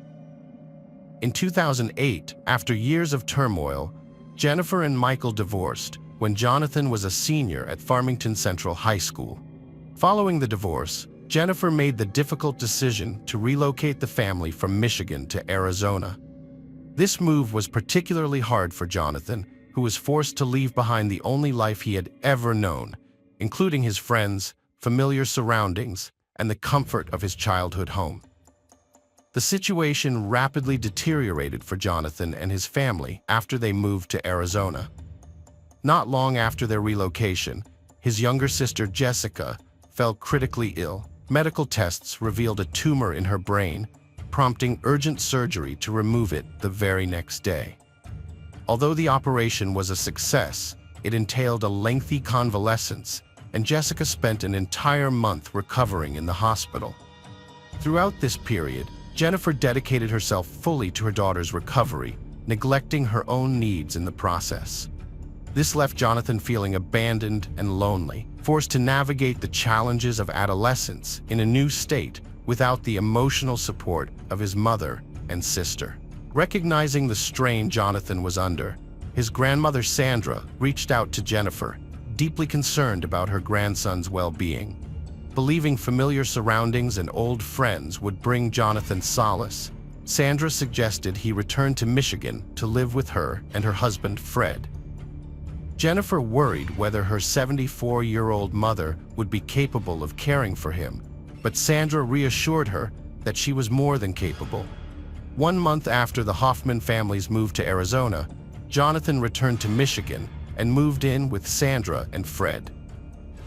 The homecoming brought Jonathan immense joy and relief midway through his senior year of high school. Thrilled to be back among friends and family, he felt a sense of comfort and belonging he had missed in Arizona. His friends recall that Jonathan was initially shy, but once he opened up, he was a lot of fun and loved to make people laugh. With a zest for adventure, he was always up for trying new things. Although Jennifer deeply missed her son, she embarked on the journey to Michigan to spend 2 weeks with him. During her visit, she was dismayed to discover that Jonathan had been smoking marijuana. However, Jennifer viewed this as a typical phase of teenage experimentation and was confident it didn't involve harder substances. With a heavy heart, Jennifer bid farewell to Jonathan, confident that he would be in good hands with his grandmother. But little did she know, Jonathan was in grave peril, and it was at the hands of his grandmother, Sandra. On May 19, 2017, at 5:27 p.m., Jonathan Hoffman made a frantic 911 call, his voice trembling as he relayed to the dispatcher that his grandmother had shot him and he was dying. The dispatcher sprang into action, swiftly dispatching police and paramedics to Jonathan's residence. As she spoke to him, she tried to reassure him that help was on the way, her voice steady amidst the chaos and fear in his. Suddenly, an ominous silence fell on the line, and for a moment, the dispatcher feared the connection had been dropped, or worse, that Jonathan had succumbed to his injuries. But then, just as her heart sank, she heard a barrage of gunfire erupt from the phone, followed by a pained cry. Jonathan yelled, "Ow!" as his voice cracked with terror, telling the operator that his grandmother had shot him again. The West Bloomfield Township Police Department officers responded swiftly to the scene, arriving at Sandra Lane's house at 5:33 p.m. As they approached, the sound of gunfire echoed from within the residence. Trained to handle such situations, the officers didn't hesitate, taking necessary precautions to ensure their safety.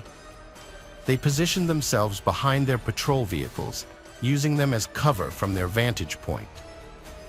Observing a woman moving inside the house, they issued clear, direct commands, ordering the individual to put their weapon on the ground. After a tense moment, the officers heard the sound of a gun being secured, and with the assurance that the person inside had put the firearm away, they entered the residence. When the police made it inside the home, they found 74-year-old Sandra Lane standing before them, a Glock 17 .40 caliber handgun at her feet. Sandra repeated several times in an eerily calm tone that she had murdered her grandson, stating the disturbing sentiment as fact. One of the police officers asked Sandra why she had killed her grandson, but she remained silent, offering no explanation.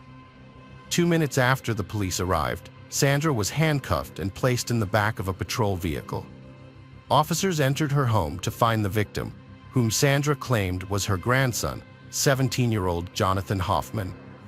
Inside the home, the air was thick with smoke, making it difficult to see through the haze as they ascended the staircase. They reached the landing where Jonathan lay motionless, face down on the hardwood floor, dressed in gym shorts and socks. The young man's body was riddled with gunshot wounds to his upper torso. Despite the severity of his condition, the medics managed to detect a faint pulse.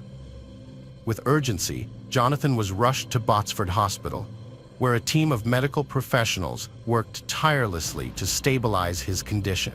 However, their efforts ultimately proved futile, and after 30 minutes of intense medical intervention, he was pronounced dead. After the ambulance rushed Jonathan Hoffman to the hospital, police secured Sandra Lane's home as a crime scene. The 3-level residence was a labyrinth of violence and blood, with nearly every room telling a grim tale. Crime scene investigators arrived, meticulously combing the area for clues to unravel the shocking events. As they descended the basement staircase, they were struck by footprints in the blood-stained floor, crucial evidence carefully preserved. Deeper in the house, the team found 10 bullet casings scattered throughout, each one collected and analyzed.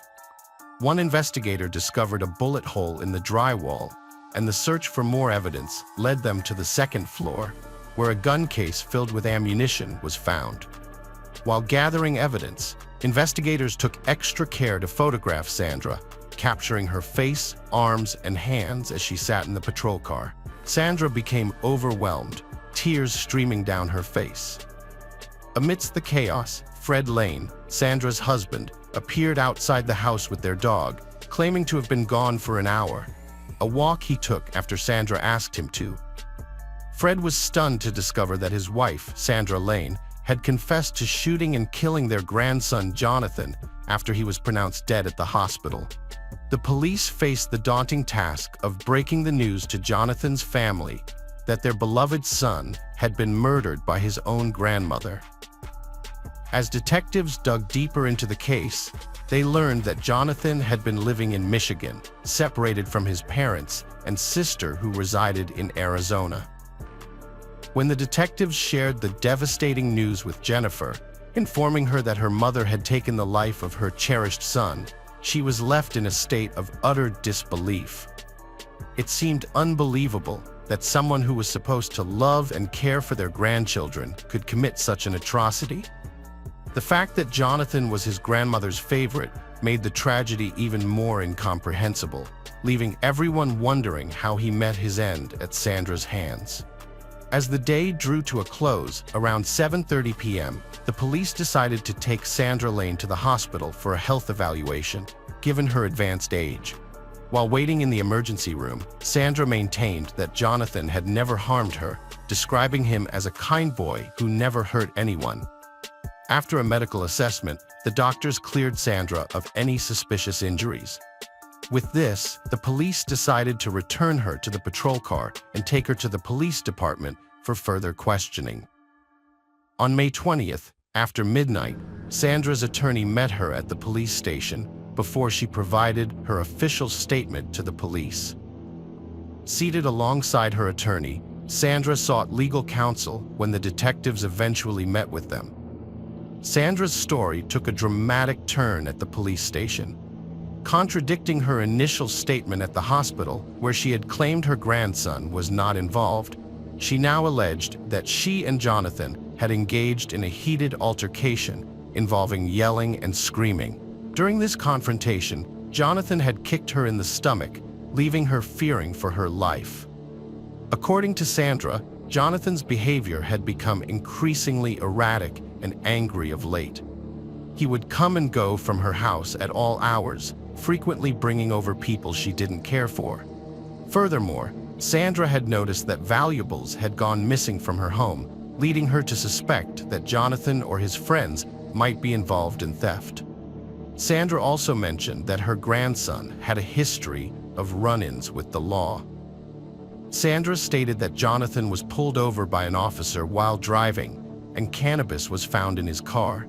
However, this didn't deter him, and he was stopped again by an officer shortly after.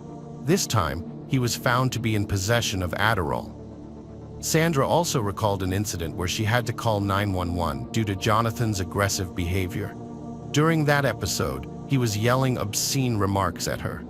Despite this, when the police arrived, Sandra persuaded them not to arrest him. According to Sandra, she was compelled to buy a gun due to Jonathan's behavior. Sandra alleged that everything escalated on May 18th when she accompanied Jonathan to the probation department due to his non-compliance with his probation terms. After returning home, Sandra stated that Jonathan threatened to take her car, which led to him attacking her. Since there were no witnesses to Jonathan's shooting apart from Sandra, the detectives faced a significant challenge in verifying her account. Sandra claimed self-defense, prompting the detectives to conduct a thorough investigation into the incident. Their primary concern was ensuring they didn't wrongfully send a 74-year-old frail grandmother to prison for defending herself against a violent teenage boy. The detectives examined the photo taken by crime scene investigators immediately after Sandra confessed to shooting Jonathan. However, upon reviewing the evidence, they found no signs of violence on Sandra, not a single scratch, which would be expected if she had indeed been in a physical struggle. During her court arraignment, the judge ruled that Sandra should be held on bond while awaiting trial at the correctional facility. Paul Walton, the prosecutor on the case, believed the 911 call made by Jonathan clashed with Sandra's self-defense claim.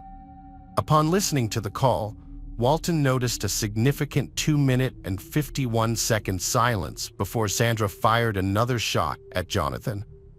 Based on his observations, it seemed clear that Jonathan was already severely injured and no longer posed an immediate threat to Sandra. However, Sandra's defense team presented a contrasting argument. They countered that Jonathan still posed a threat despite his injuries. The defense highlighted a portion of the 911 call where Sandra yells, "Let go," implying that Jonathan was still attacking his grandmother, even in his injured state. The defense argued that Sandra was simply an innocent and loving grandmother. They pointed to the end of the 911 call, where Sandra can be heard instructing her bleeding grandson to lie down and promising to get him water, as proof of her compassionate nature. According to the defense, these statements revealed Sandra's true character as a caring and empathetic woman. Prosecutor Walton was perplexed by Sandra Lane. Was she a doting grandmother forced to make the ultimate sacrifice in a desperate situation, or a ruthless killer who stalked her own grandson, callously ending his life in the woods? To uncover the truth, Prosecutor Walton conducted a series of interviews around town. The testimonies uniformly portrayed Sandra as an ordinary, kind-hearted grandmother. She regularly visited the local salon, actively participated in her synagogue, taught Sunday school, and volunteered her time. Her generosity and affluence were also well known. What struck the detectives most was the resoundingly positive feedback from those who knew Sandra. They described her as deeply devoted to her grandchildren, particularly Jonathan. The testimony seemed to starkly contradict the heinous act she had confessed to committing. However, a different narrative unfolded when the detectives spoke with Jennifer, Sandra's daughter, and Jonathan's mother. Jennifer offered a contrasting perspective on her mother's character, contradicting the image projected by the community. She described her mother as a controlling and abusive figure, vastly different from the warm and compassionate person others had portrayed.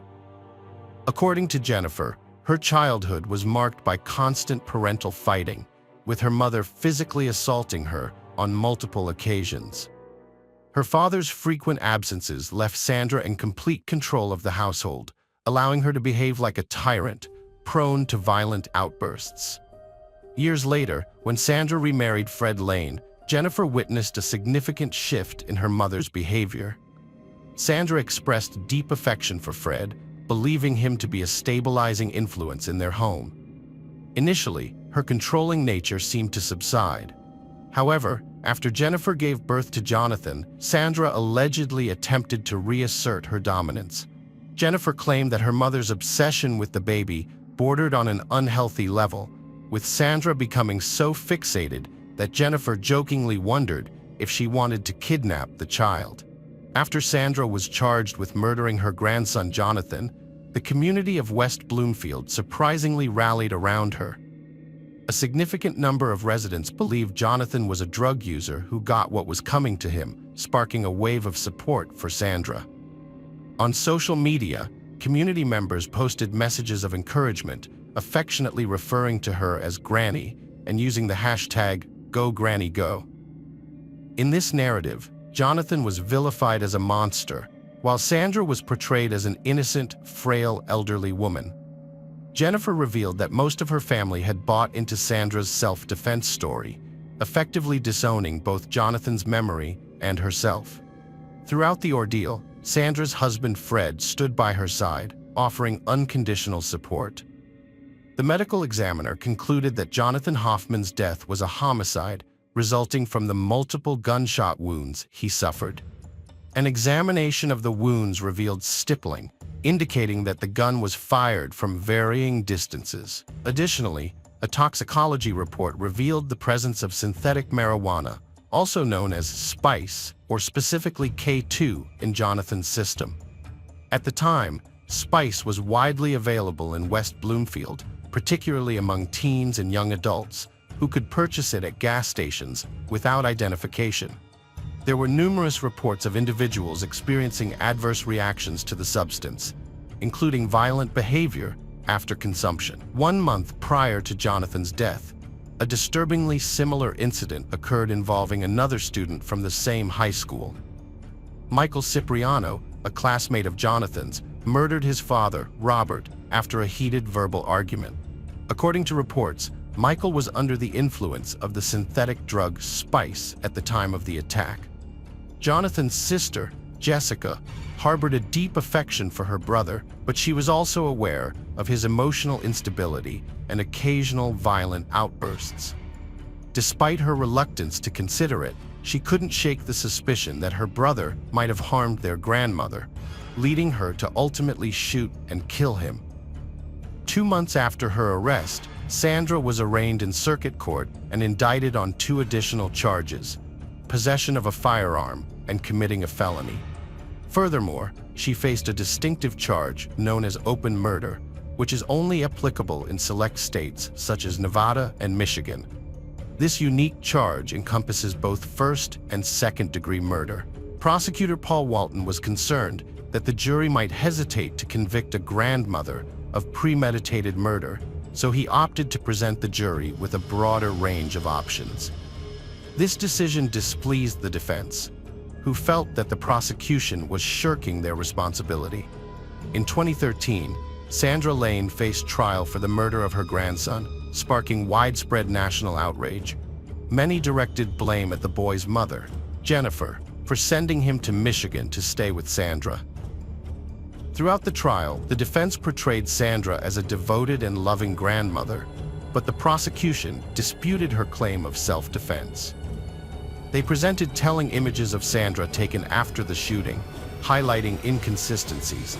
Her clothes remained unripped, her jewelry was still intact, and her hair was styled as usual. Moreover, bloody footprints found in the basement, matching Sandra's shoes, implied that she had searched for additional ammunition. After the prosecution rested its case, Sandra's defense team presented their argument to bolster their stance.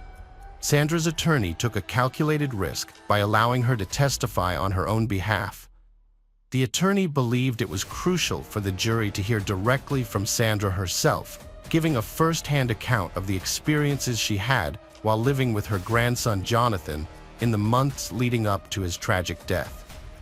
According to Sandra, Jonathan had a history of violent outbursts, often kicking in doors and breaking objects. On one occasion, he even shattered a computer monitor. On the day of the incident that ultimately led to Jonathan's death, Sandra alleged that he struck her in the head, leaving her feeling threatened and terrified. As a result, she decided to retrieve her gun, hoping it would serve as a deterrent to protect herself. Her intention, as stated in her testimony, was not to take her grandson's life, but rather to stop him from getting back up and attacking her again. However, during cross-examination by prosecutor Paul Walton, Sandra's account began to unravel. Under Walton's pressure, Sandra conceded that her motivation for obtaining the gun was not fear for her safety, but rather a desire to get Jonathan to listen to her. This admission severely undermined her credibility as a witness and made it increasingly difficult to argue self-defense. Experts testified that the K2 spice found in Jonathan's urine at the time of his death suggested he was not under the influence of the drug when he died. The presence of the drug in his urine indicated that it had already been metabolized, casting doubt on Sandra's claim that Jonathan was high on the drug and violent. After hearing the evidence presented at the trial, the jury deliberated for 2 days before returning a guilty verdict for second-degree murder and the use of a firearm during the commission of a felony. Sandra was subsequently sentenced to 20 years in prison. Hello friends, welcome to our channel. Today we're going to take a look at another horrible case with you. The case of Liana Friedenbach. Liana Friedenbach and Felipe Cafe, the young people involved in this tragedy, came from different backgrounds. Liana, born in May 1987 in São Paulo, was the elder of 2 children in a wealthy and respected family. Her father, Henry Friedenbach, was a successful lawyer and a well-known figure in the city. Felipe Silva Cafe, also from São Paulo, was born in July 1984, but grew up in a large, modest family. From a young age, he worked part-time to support himself and help his family. They met at school and developed a strong friendship that blossomed into romance. However, they had to keep their relationship a secret. Liana's parents, who were strict and religious, had brought her up to attend Sunday school and church regularly and were opposed to her dating at such a young age. Social inequality also contributed significantly to the situation, as she came from a wealthy family while her partner was from a poor background. However, the parents' prohibitions did not deter the young lovers from staying together. Instead, they started secretly dating in various locations where they would not be seen, just to spend some time together. In the fall of 2003, the lovers decided to take a trip to a secluded area to be alone for a while. They carefully planned the trip, which was meant to be an exciting adventure for them. They came up with a believable alibi to justify their absence and avoid arousing suspicion. Felipe told his parents that he and his friends were going on a camping trip. Liana, on the other hand, told her parents that she was going on a sightseeing trip with some guys from church, knowing that they would not question her further. The Friedenbach and Cafe families believed the fabricated stories and let their children go without any concerns. Liana and Felipe were overjoyed that they could spend a whole week together, free from their parents' scrutiny and judgment. The young couple decided to visit the picturesque province of Iguazu. They packed lightly, bringing a tent, sleeping bags, some personal items, and a small supply of food. However, they faced a significant challenge. They had hardly any money. As students, they were entitled to free public transportation, so they planned their route in advance to reach their destination by bus. On the morning of October 31st, the lovers met at the agreed meeting point, careful not to be seen by anyone who knew them. They caught the first bus and, after arriving in another city in the evening, spent the night at the bus station. 2 more bus rides took them to their desired location. From there, they had to walk a few kilometers to a secluded spot in the woods where they planned to camp and spend a few days alone together. Despite their fatigue after the long journey, the warm and sunny day put them in high spirits, and they joked, laughed, and made plans for their mini vacation. Once they reached the spot marked on their map, they began setting up their modest but cozy camp. Liana and Felipe's plans were ruined by unwelcome visitors. When they traveled to a remote and secluded area, they didn't consider that poverty and crime often thrive in such places. Their arrival didn't go unnoticed, especially since they were well-dressed and carrying large backpacks and bags as they walked through the forest to the abandoned farm where they planned to stay. They caught the attention of local bandits, Paulo Cesar de Silva Marquez, nicknamed Perron Buku, and Roberto Alves Cardoso, known as Chino, who was only 16 but already led the gang. The bandits were interested in the strangers, particularly the beautiful young girl. They decided that the backpacks likely contained valuables and could be robbed. The bandits secretly followed the couple and watched from the underbrush. Liana and Felipe set up their tent, had a snack, and began to clean up their campsite. The bandits waited in ambush until they were certain no one else would join the couple and that they didn't have any weapons. Pernambuco and Chino then attacked Liana and Felipe, threatening them, and Felipe, frightened, didn't even try to run away or fight back against the unknown attackers. Having thoroughly searched all the bags and backpacks, the criminals found nothing of value.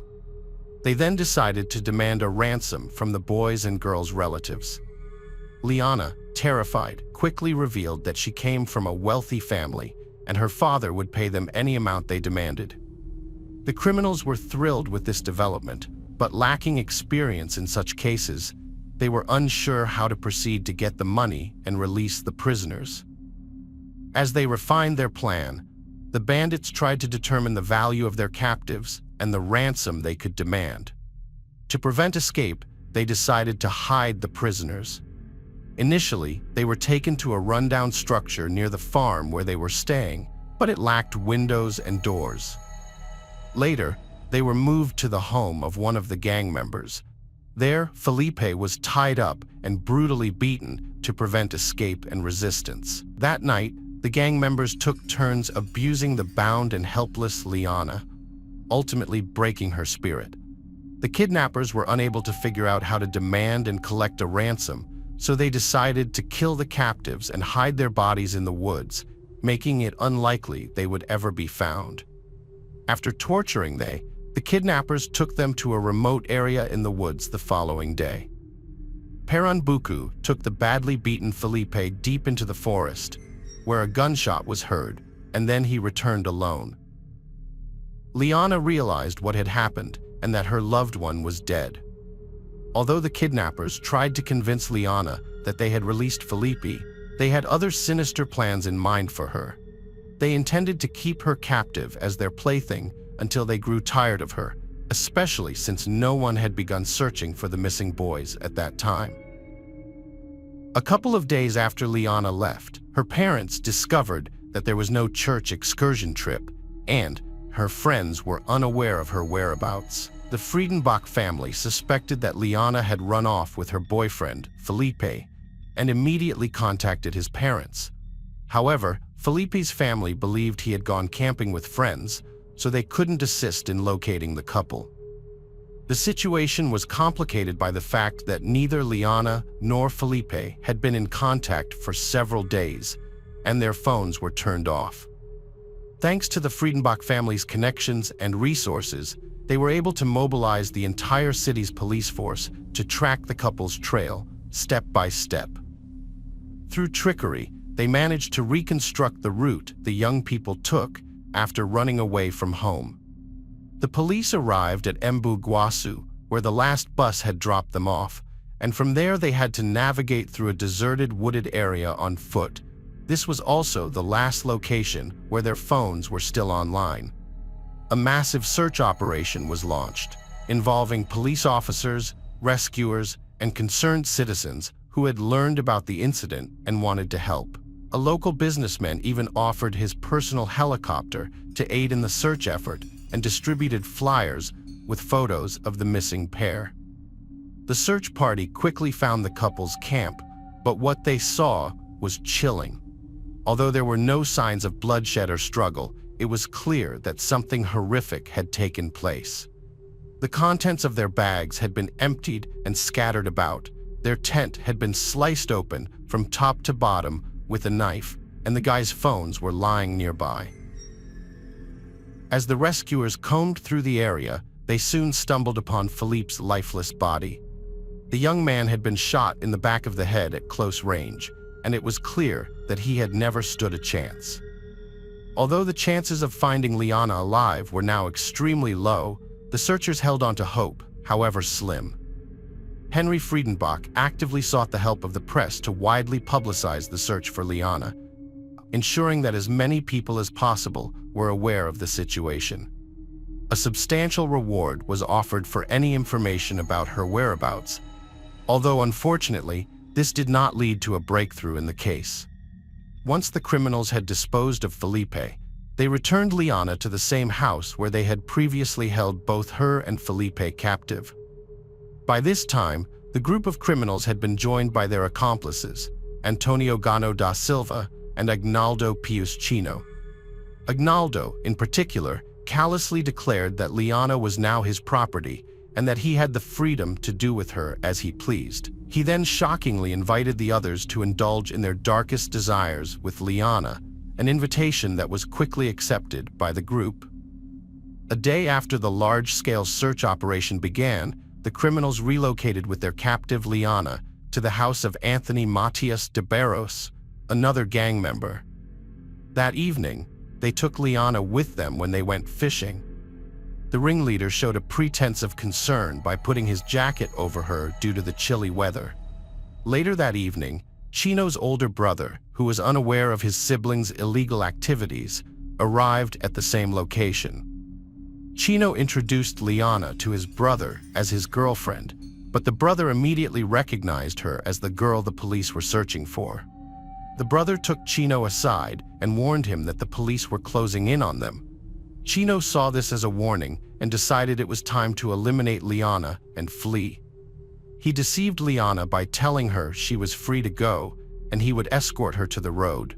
However, he actually led her into the forest where he brutally stabbed her to death with a knife and then crushed her skull with a rock to ensure she was dead. Liana's body was discovered 5 days after the massacre, with no signs of life and severe mutilation. The key piece of evidence was the killer's jacket, which Liana was wearing. The perpetrators were not only cruel, cynical, and ruthless, but also incredibly stupid and short-sighted. Despite their brutality, they did not attempt to flee, hide, or destroy the physical evidence, believing they would never be caught. This overconfidence ultimately led to their quick identification and apprehension by the police. The ringleader, Chino, made a crucial mistake by leaving his jacket on Liana's body, which retained his sweat marks. He then took the murder weapon to his house, washing it and hiding it in the yard. He also tried to wash his blood-stained clothes so he could continue wearing them. However, DNA analysis ultimately linked the gang members to the crime, allowing the police to apprehend them almost simultaneously. The ringleader did not deny his involvement in the crime and instead chose to testify, bragging about kidnapping, abusing, and ultimately killing the victim, Liana. He provided a detailed account of her final days. Following a lengthy trial, most adult members of the criminal gang received severe sentences. However, the ringleader, Chino, was only 16 at the time of the crimes, so he was sent to a specialized juvenile prison with a relatively lenient regime. During his incarceration, Chino made multiple escape attempts and exhibited aggressive and inappropriate behavior, which led to a psychiatric evaluation. The examination revealed several mental abnormalities, which cumulatively turned him into a calculating sadist and murderer devoid of pity or remorse. Chino, responsible for the murder of young men, was sent to a secure medical facility for mandatory treatment and rehabilitation despite the family's numerous appeals. His living conditions are now comfortable, with a private room featuring a large TV, internet access, and a comfortable bed with an orthopedic mattress. He receives 4 balanced meals a day with a customized menu, and his monthly maintenance costs around approximately $2,500. In recent years, Chino has repeatedly requested his release, arguing that he has completed his treatment and no longer poses a threat to anyone, allowing him to resume his normal life.